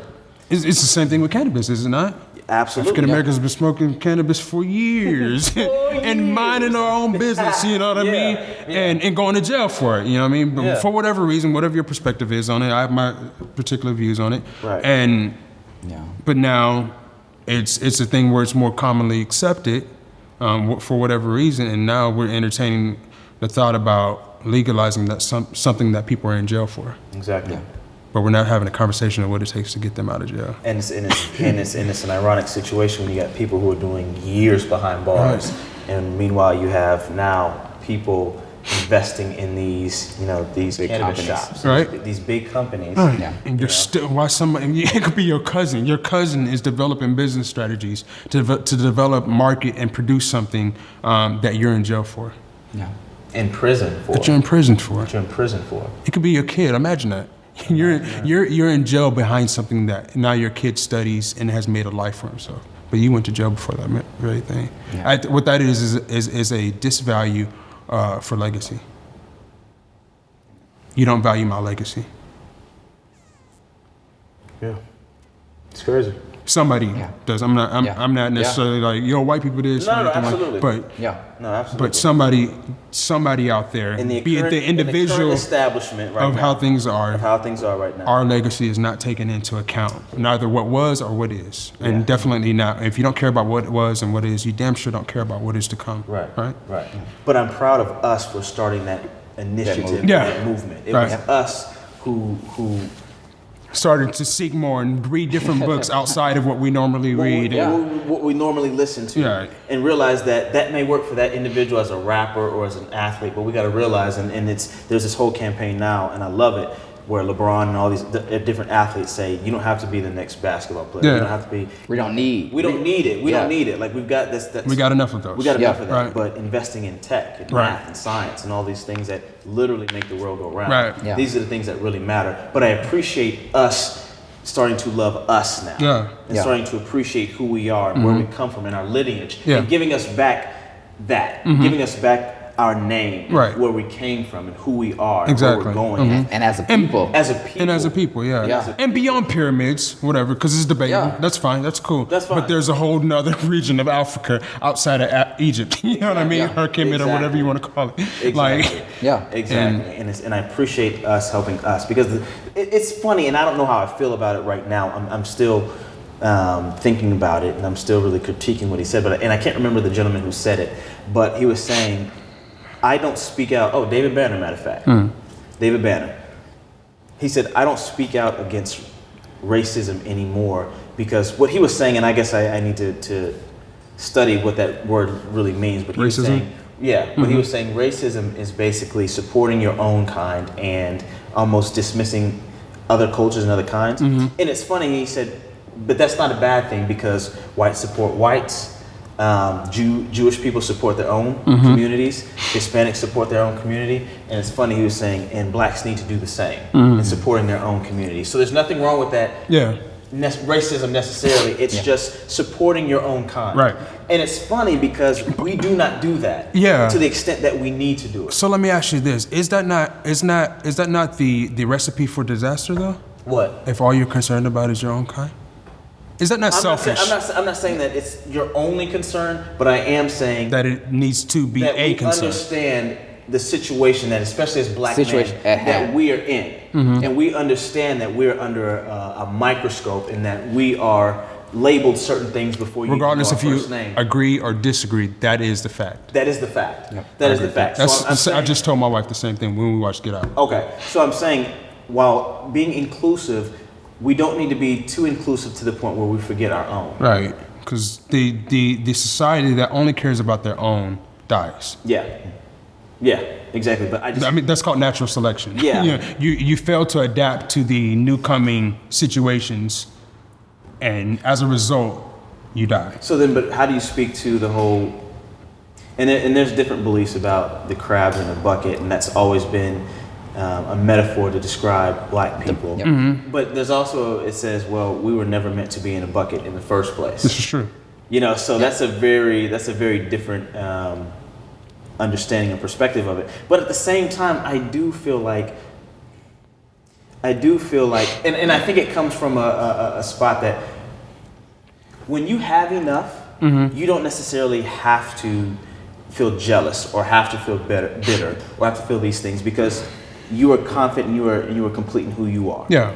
And I think a lot of times, especially in communities where they're lacking so many resources, because I don't have these things, knowledge, everything, because I don't have these things, I'm an incomplete individual. Yeah. And if you have those things and I don't have those things, then I feel a sense of bitterness or anger or jealousy. But if there was more to go around in the first place, if there was more resources, I could now acquire those resources and I could be that thing that I wanted to be, or I could be what you have. I could get what you have. Yeah. So Do you understand what I'm saying? Like, so like we've always had this conversation where it's just like we can't wait for somebody who's a Hispanic or a white or a Korean to come to a black person and give them knowledge that they can be more. Yeah. Like we said, like we don't need another basketball player. We don't need another artist. Yeah. We don't need another rapper. Yeah. You can be a CEO. Right. You can be Yeah. a doctor. Yeah. And respect to the people that are those things and those things that Absolutely. are artists and Yeah. CEOs. You know what I mean? 'Cause Yeah.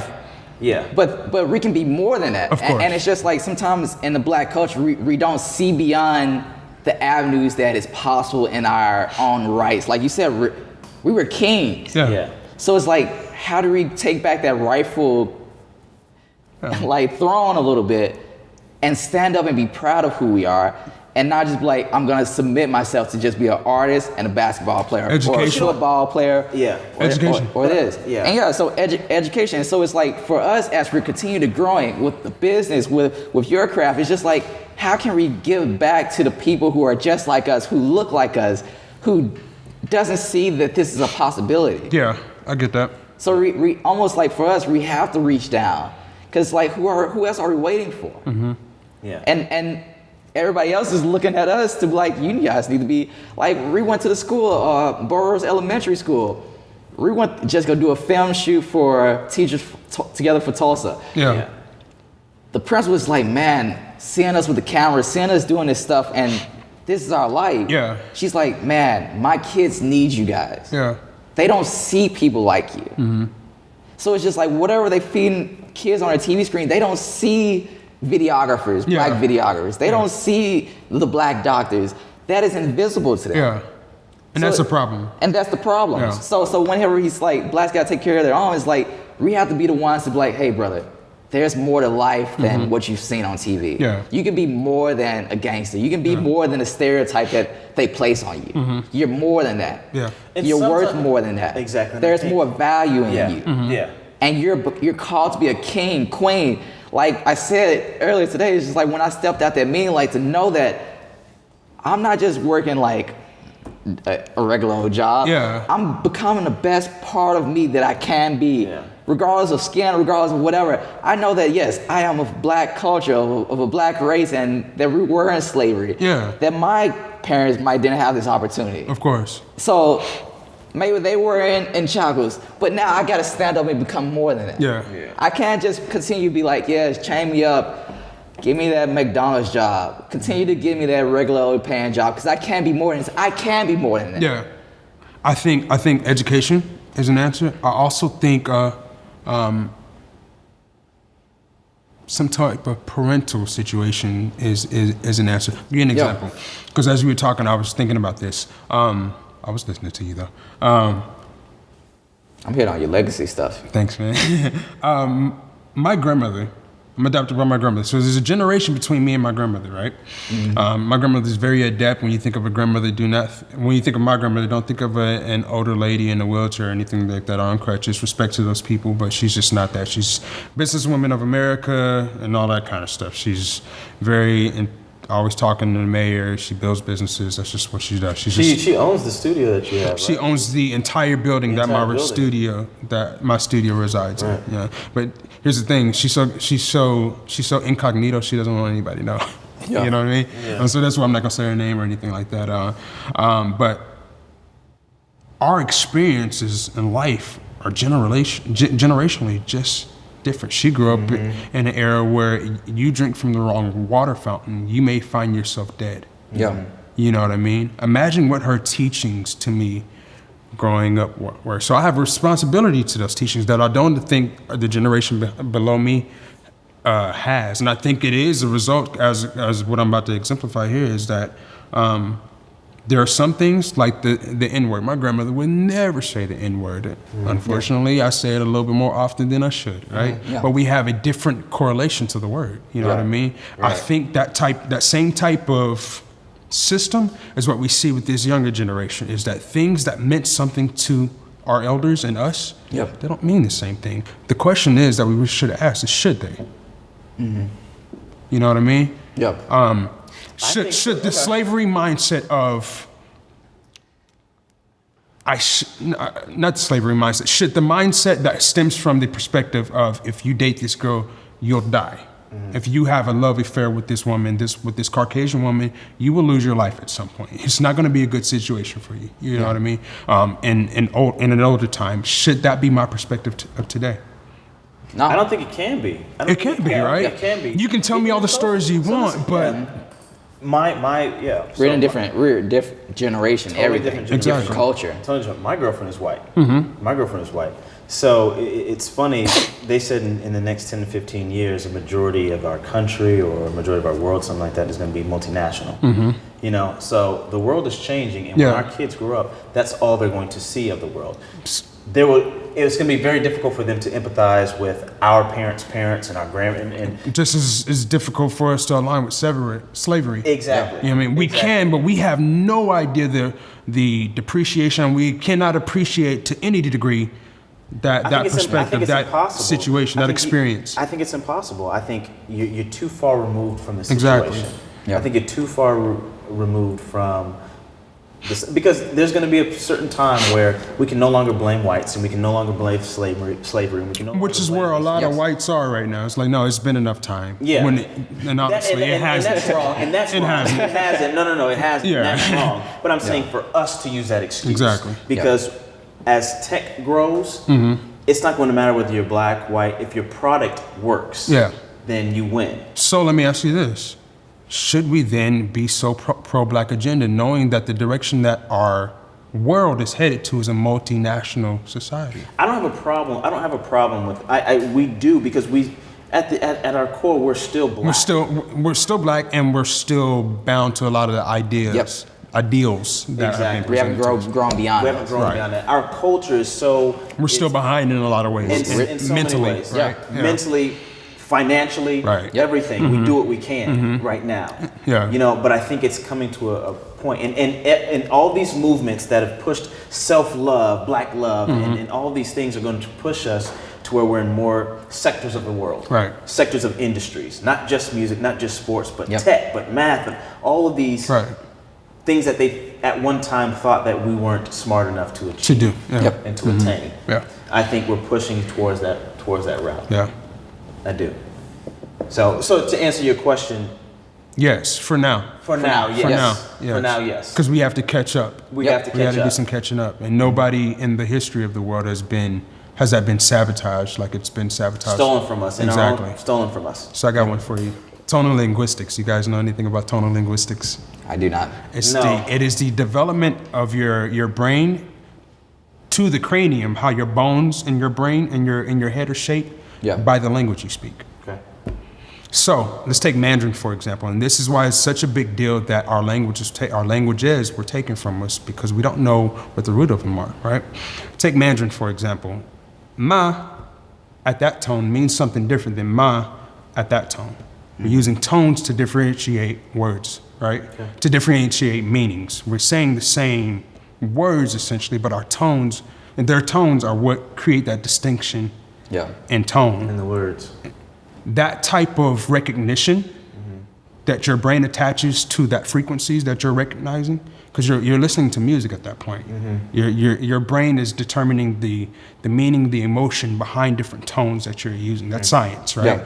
That type of cranial development that comes as a constitute of that, you could argue that it's been taken from us. It develops you in ways that Latin-based dialects don't, because we don't have no difference. We don't have any difference in tone We don't identify words to mean something different because of our tones. We identify words to mean something different because a word means something different. That's dangerous because essentially what you're doing, you're looking at the beginning of a situation, you're looking at the end of it, and you're combining them to say this is what it means, but you leave out so much information in the middle of those situations. Okay. Another example is French. I'm studying French. So if you agree with me, the common term that we use in English is okay, right? In French, it means something totally different. They say "d'accord," D''ACCORD, which we recognize in the Bible to be an accord, which is so different than "I agree with you," right? There's so much information that's lost just by simply saying "okay."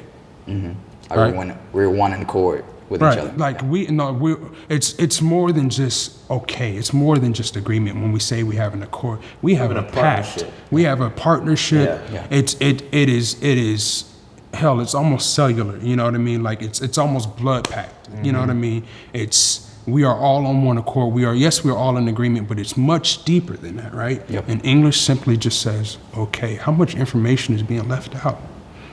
You know what I mean? So you apply that concept to tonal linguistics. Okay. How much information, how much development have we lost when we're talking about how we're behind in our culture and our society? How much information have we lost as a result of our language being stripped from us? Yeah. Like communicating with one another. Communicating with one Like truly communicating. Yeah. And in a way that may not be relevant to how others in the world communicates.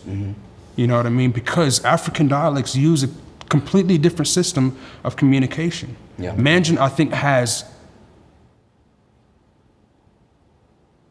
I don't want to say because I don't want to sound stupid, but it has quite a bit more to its alphabet than we do in our English alphabet. Yeah. How much more information is? There's a guy named Brother Polite. He talks about some of this as well. And I'm not deriving, I fact check him because I don't align with everything that he says. But he talks about how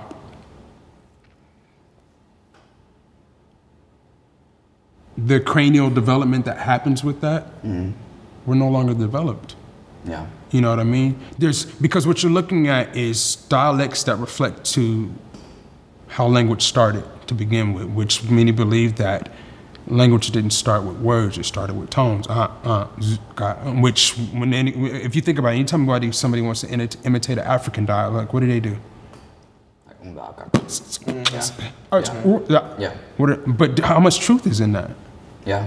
You know what I mean? It just because it doesn't sound as good as English doesn't mean that there's not value in that. Yep. You know what I mean?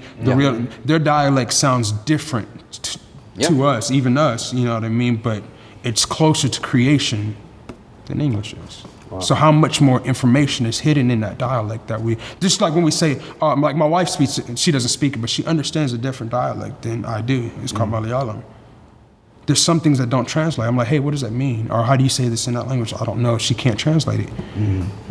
Yeah. Because there's so much more information in her dialect, which is way older than English and Latin. Yeah. Could be. It's closer to creation than English and Latin could be. Interesting. It comes from Sanskrit. It's an older language. Yeah. So you talk about African languages. You're talking about a society that said, you can no longer communicate to people like this. Yeah. Why? I believe it's because they knew, like, oh no, there's dialect going on that we could never comprehend. Our brain isn't tailored. Our brain hasn't developed to be able to understand this dialect.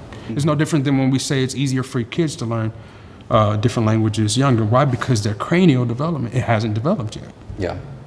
Older adults, our brain has decided on what it's going to be. You know what I mean? It is developed. Yep. And therefore, it is harder and difficult to undo that development to learn something. You know, my question is, how much information have we lost as a result? When we talk about us being behind, how much information have we lost as a result of our language being stripped from us? I think we can't even put a value to We can't. You can't put a We value can't. Not after 400 years, you can't. Yeah. Or 300 years, you can't. Because this is all we know now. Right. This is it. Yeah. You know what I mean? So that's why I've made it a process to learn another language for me. So Lucas speaks almost more French than I do as a result of me teaching him. That's so dope, man. Yeah. But because my brain goes to, because this is how I treat the unknown. Here's your sphere. This is what you know. Yeah. I like to go to the edge of that sphere and no more.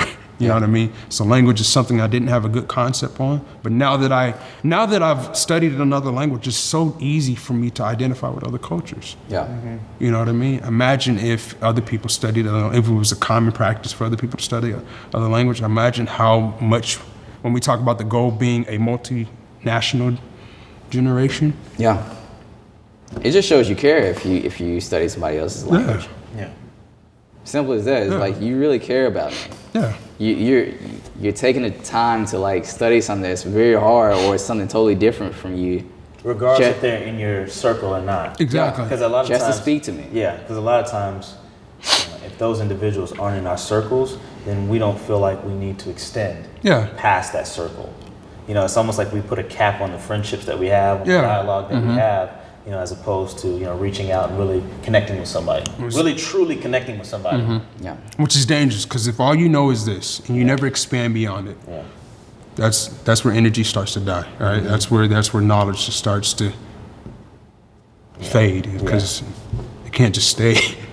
Yeah. One like that has to propel to something else, or it dies. That's where we started talking about natural selection. Like, you start staying to you're mentally, you do not adapt to the situations that are brought before you, and so therefore you don't advance. Yeah. If Reels can close in 20 minutes, any questions?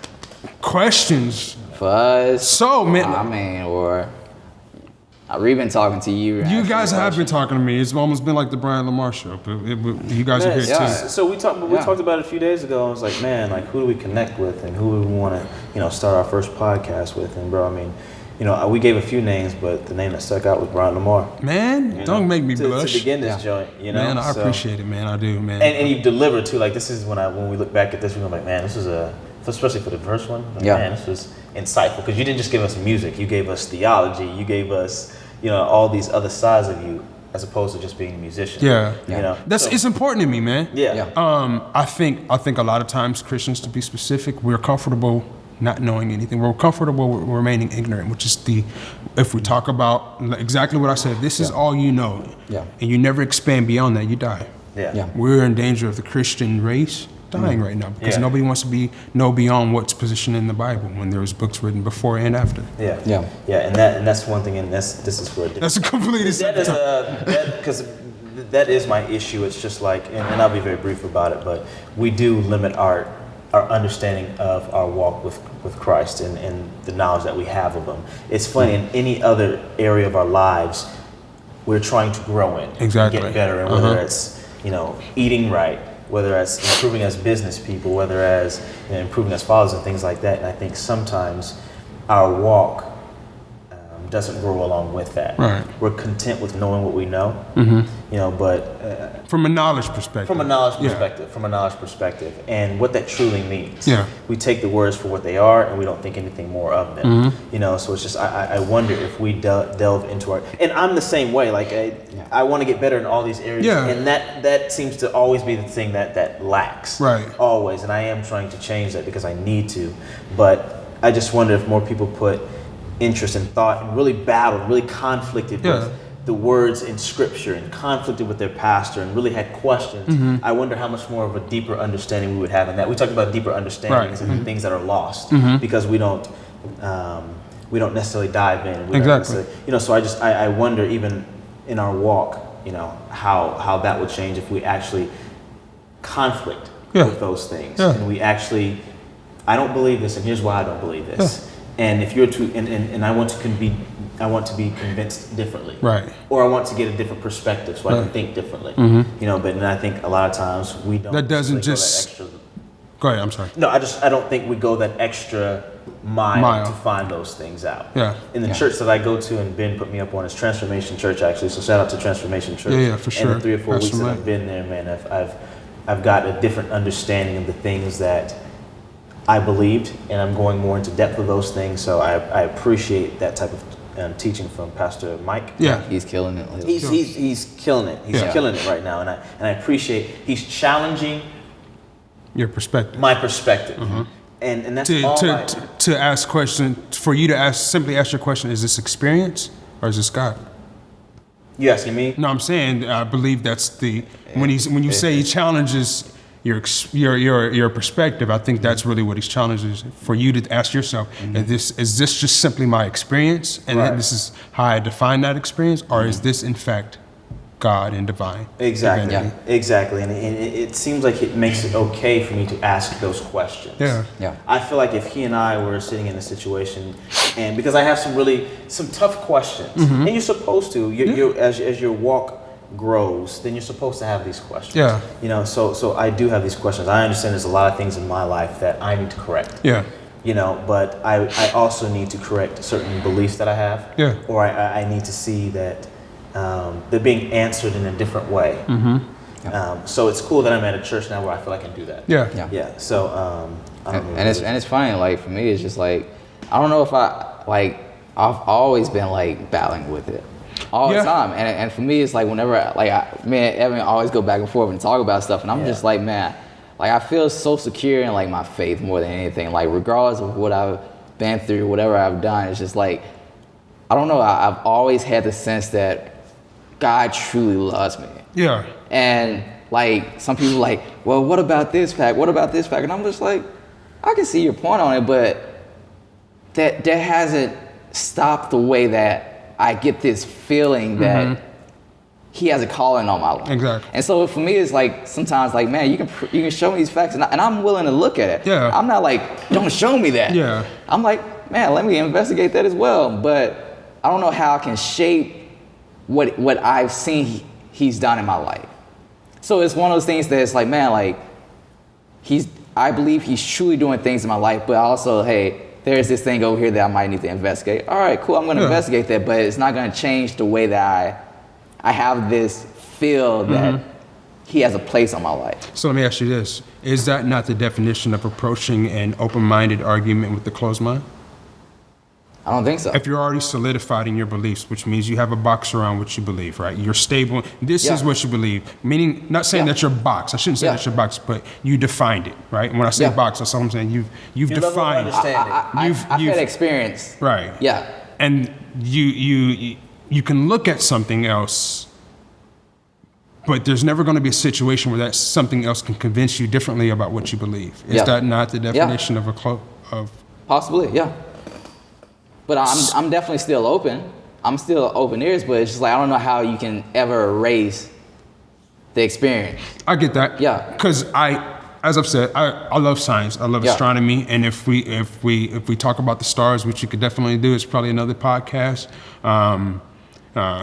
We could talk about how the stars we look at right now are things that happen, are events that happened years, billions of years ago. It's not even current information. Right. You know what I mean? And that in a sense could challenge your perspective of the universe and creation and God and so forth. And if you can challenge those perspectives, then you have to challenge the things that fall up under them, such as Christ and all of that, right?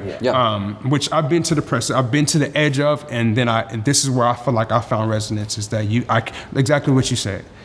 You cannot deny experience. I had a divine experience, which supersedes my reality and the facts that are given to me. Yep. So my divine experience is that when my mom was strung out on crack in the front room, God was teaching me how to play the piano in the back room. Yeah. I literally heard what I defined to be the voice of God saying, this is a G, this is an A, this is a B, this is a C. So no matter what I do in life, as long as I'm playing music, that is my evidence of God. You know what I mean? That is my evidence of existence of God outside of the facts that are presented to me. So all I'm saying is that I agree with you. Yeah. Is because I had my experience defines that reality. Yeah. But I'm not blind to where I'm like, logic. this is logical. This makes perfect sense. Not only that, it's proven by numbers, and numbers don't lie. Yeah. Right? Until they do.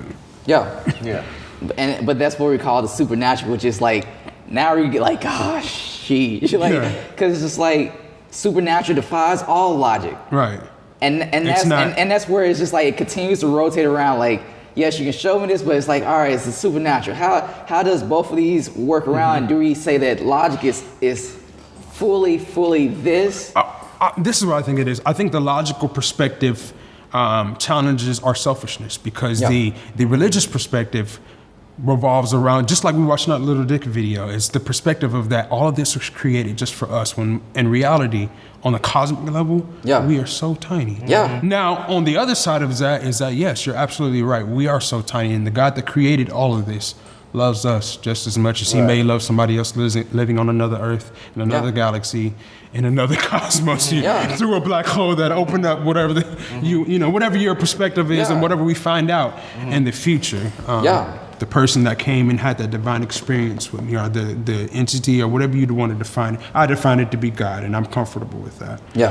Whatever you want to define it as is what you define it as. It's my experience, not yours. That's all. But I find comfort in knowing and being able to say that, and you may be able to debunk this, that's fine, that the person that had that saw fit to give me that divine experience outside of reality, supernatural, is the same person that created that infinite galaxy that we talk about. And I respect that, and I love that aspect of having a supernatural or God moment.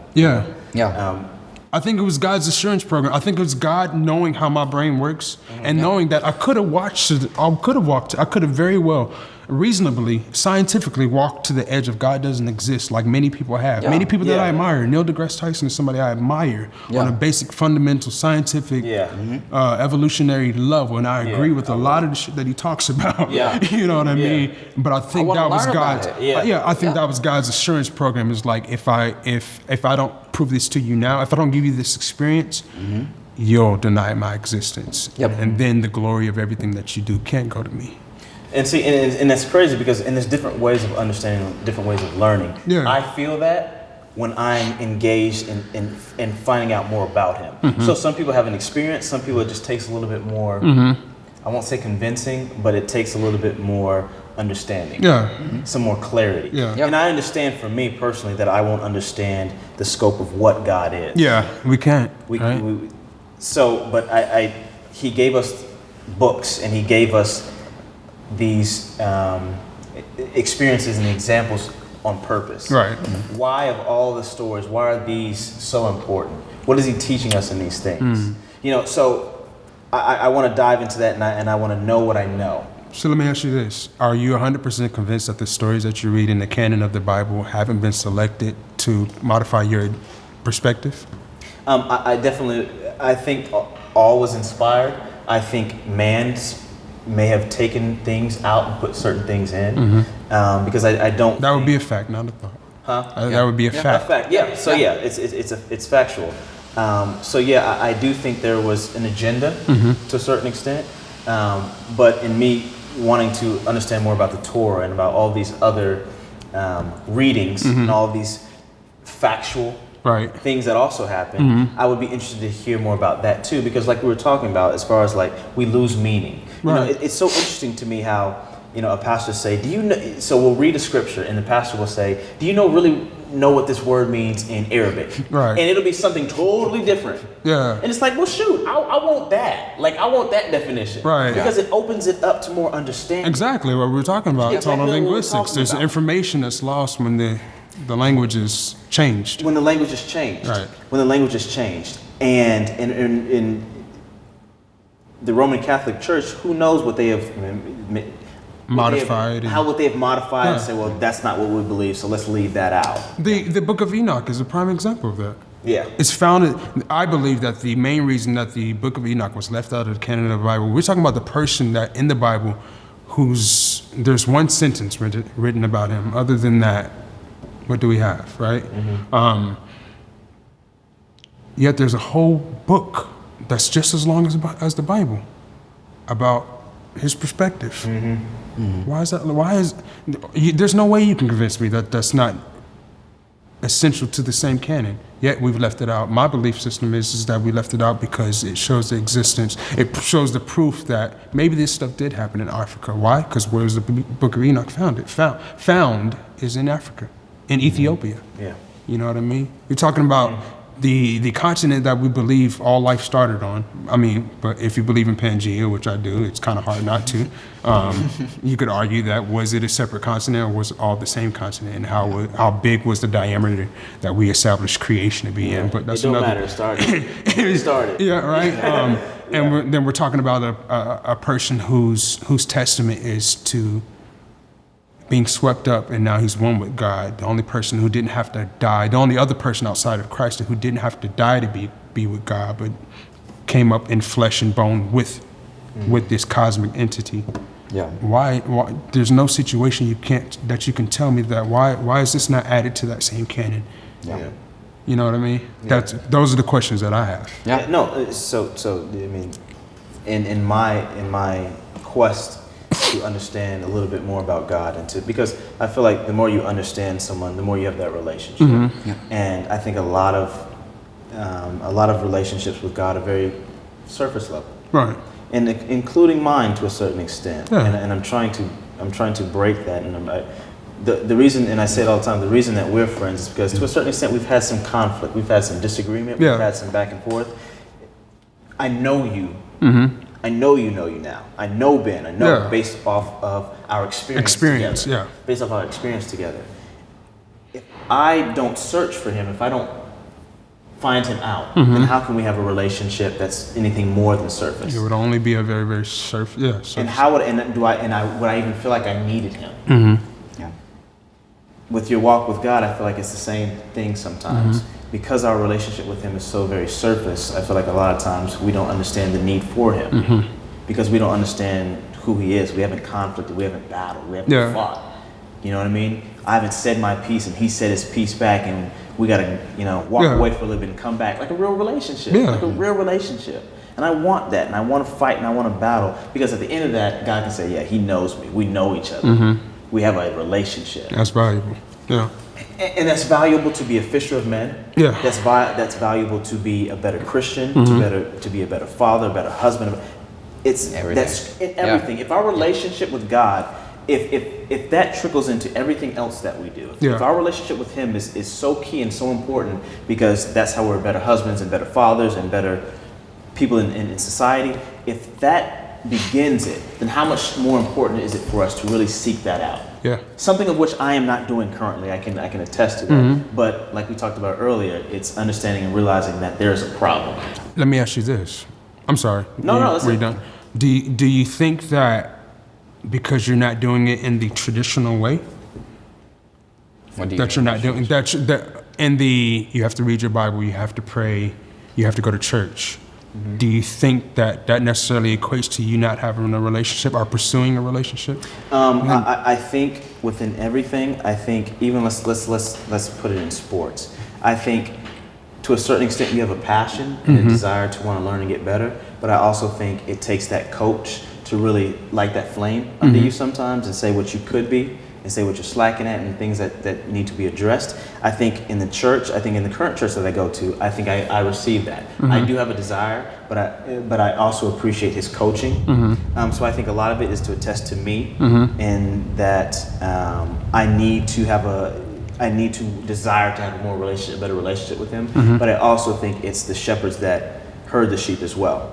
So I think it's a combination of both. If I answer your I question. think so. Well, let me ask a different question.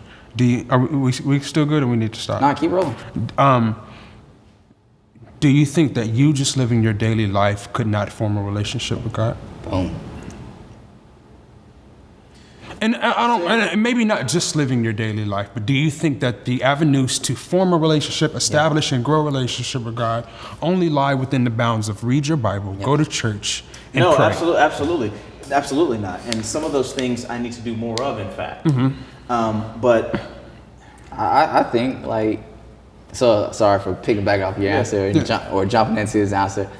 I think God speaks through everybody. I agree. If he is cosmic and we are made of the same stuff as stars and we are made of essentially, if he lives within all of us potentially, then how come this isn't church? In my opinion, it is. no, but and that's my thing. Like I appreciate when 6 to 10 people come together and they have this dialogue. Right. I find this to be more beneficial than A lot of church that I've been to, because we're addressing certain things that churches won't address. exactly. So I appreciate this. In fact, I learned more, and just up until recently, I find a desire to go to church. Because for a long time, it was just like, man, like if they're not speaking the language that I speak, if they're not necessarily talking about the things that I talk about, and I have people around me that are having those conversations, then I can kind of like, I'm cool on it. Because you have the connection. Because I have the connections and I'm around a group of individuals, men and women, who are solid in their belief system, not necessarily compromising, but aren't tied to that and aren't afraid to have a dialogue that is not consistent with your dialogue. Right. I can believe something and you can believe something else, but we can come together and have church and have ministry and really, because I don't think that, and we say it all the time, but I don't know that we really equate it. The body of Christ is not the church. The body of Christ is individuals, it's groups. Is this connection piece. This is church. This is church. You know, so depending on the content of the conversation. Depending on the content. So that's where I argue. I don't think it depends on the content of the conversation. I think church is huge. I think if we're not stumbling stones for each other is what I'm saying. Okay, that makes a little bit more sense. But whether it's the tough conversations is what you've, I know for sure with you, it's just like you want to battle with those tough conversations. And it was funny because whenever I went to Transformation Church, like I haven't been going to church a lot. Yeah. Like I want to. Yeah. My brother and my best friend always be like, yeah, you ain't going to church this week. And I'm just like, all right, cool. Like if I don't go to church, it doesn't bother me. Yeah. Because I still truly believe that I'm still being led. Like I always question, is this my conscience? Is this the Holy Spirit? Is this God talking to me? Yeah. But even the small things, he's asking me about my character.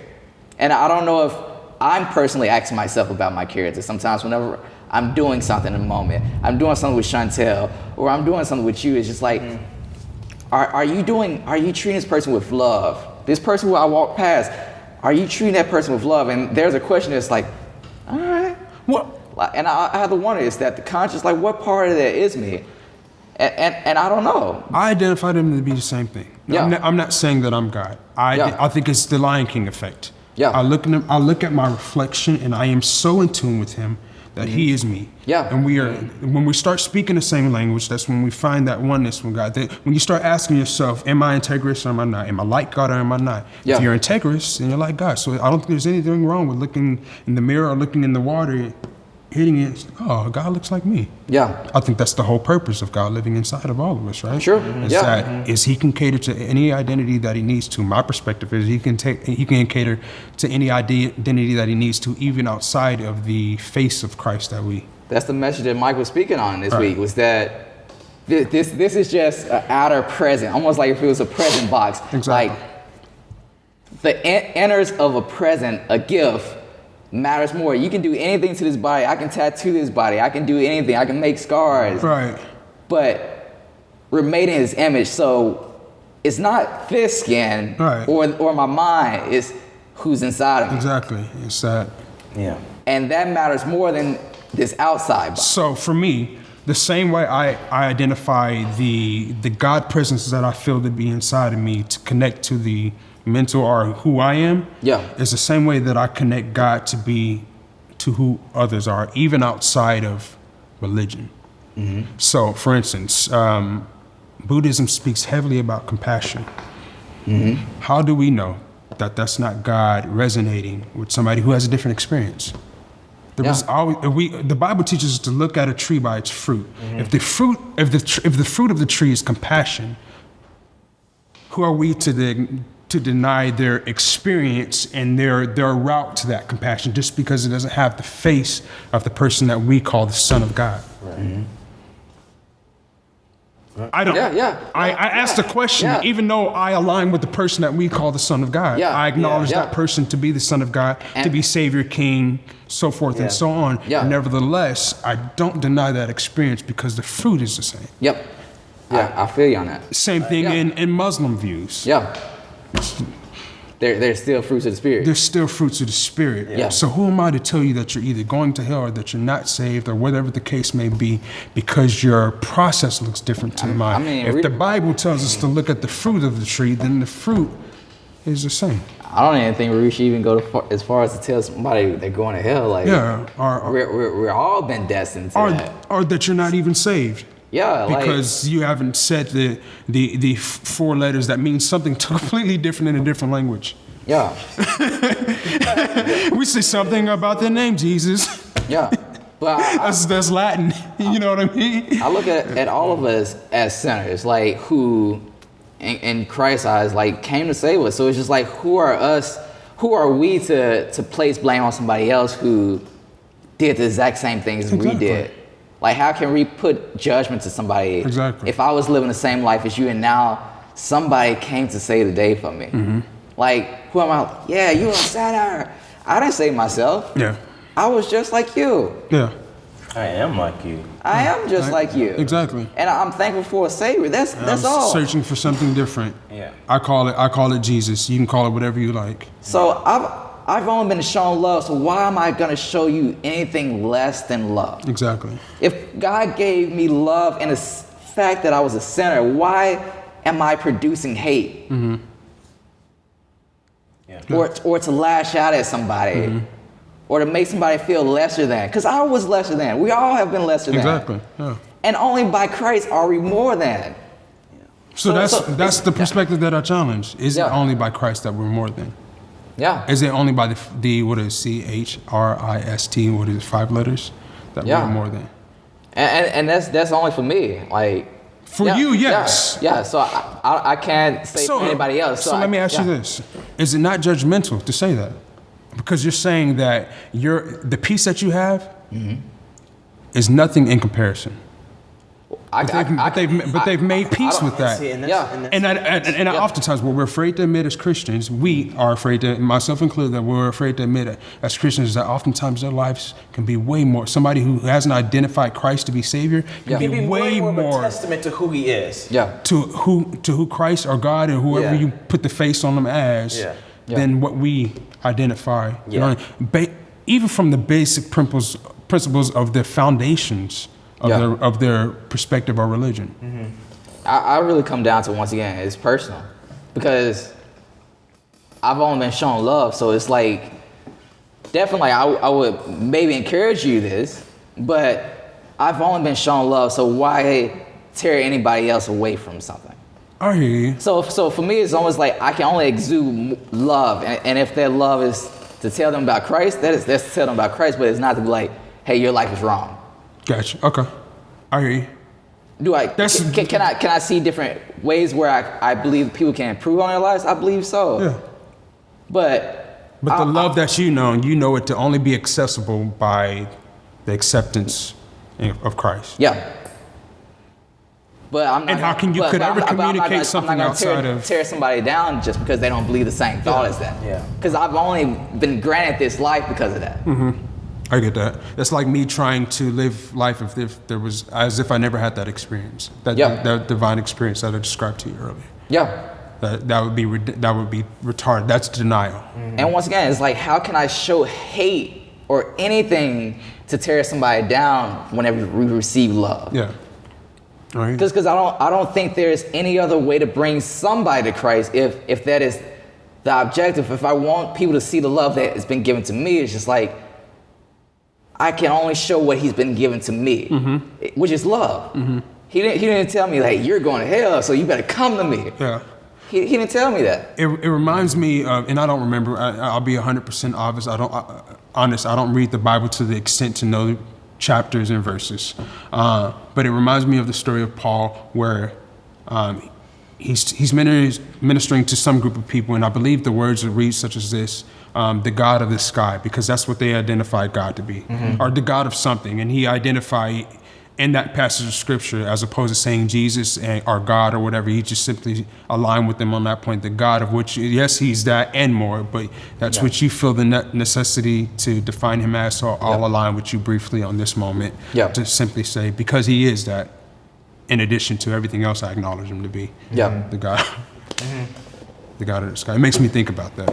So, I love this podcast. I love it too, man. Bryant Lamar, how can people find more about you? Your music. Man, BryantLamar.com and or any social media site / Lamar Music. BLAMAR Music, man. Awesome. So this was our first podcast, and we hope for many more. Eventually, these things the are gonna still rolling. Oh yeah. Me too. That would suck. You just messed up my whole last little bit. It made me want to go check the red light. But no, I just whatever. eventually we're gonna get these things live to where, you know, we want feedback and we want shares and we want comments and things like that. And the people that you see every day in Tulsa, you know, you may know them on one side, but having these conversations, you know them on a different side. Yeah. You know, and even though, you know, we're gonna post this on social media, we hope that more people get away from social media and have genuine conversations like this. Right. In dialogue, you know, and I think one of the big issues is we only listen and follow people that have our same beliefs and same interests. But it's interesting once you find people who don't have the same interests and the same experiences, and how much you grow from someone else's, and how much empathy you now have for someone of a different belief system or different culture. So that's what we're trying to do in this podcast, is just create perspective and create different perspectives. So hopefully you guys enjoy this. This is interesting. I loved it. I love it. But this crazy thing about it is we have these conversations all the time. Yeah, If y'all knew about the 100 conversations we had before this, y'all would have been locked in. But like, yeah, this is who we are, and this is something that we would want to provide for our viewers. Can I say one last thing? Please. I think this is important because, especially me, I'm a goofball, man. I rarely get to have these conversations. A, because I live in a studio. B, my wife thinks I'm too deep half of the time. Boy, shut up with all that. Babe. Did you know there's more, the number of cells in your body are rival the amount of stars in the galaxies? It's 6 a.m, bro. I don't care. It doesn't matter. Like, that may be true or not true. I don't care. You know what I mean? You know my head can slap you 5 times before you say another word. Right. No, but I feel like this gives me the opportunity to express a side of myself that nobody ever gets to see in a day. Because if you see me at a party or what have you, you're not gonna get this version of me. I'm probably gonna tell you, hey, stop talking to me. You being too deep right now. Yeah. I'm trying to turn up. You know what I mean? Somebody bring me a drink. Yeah. But this type of stuff is something that I'm absolutely passionate about. I do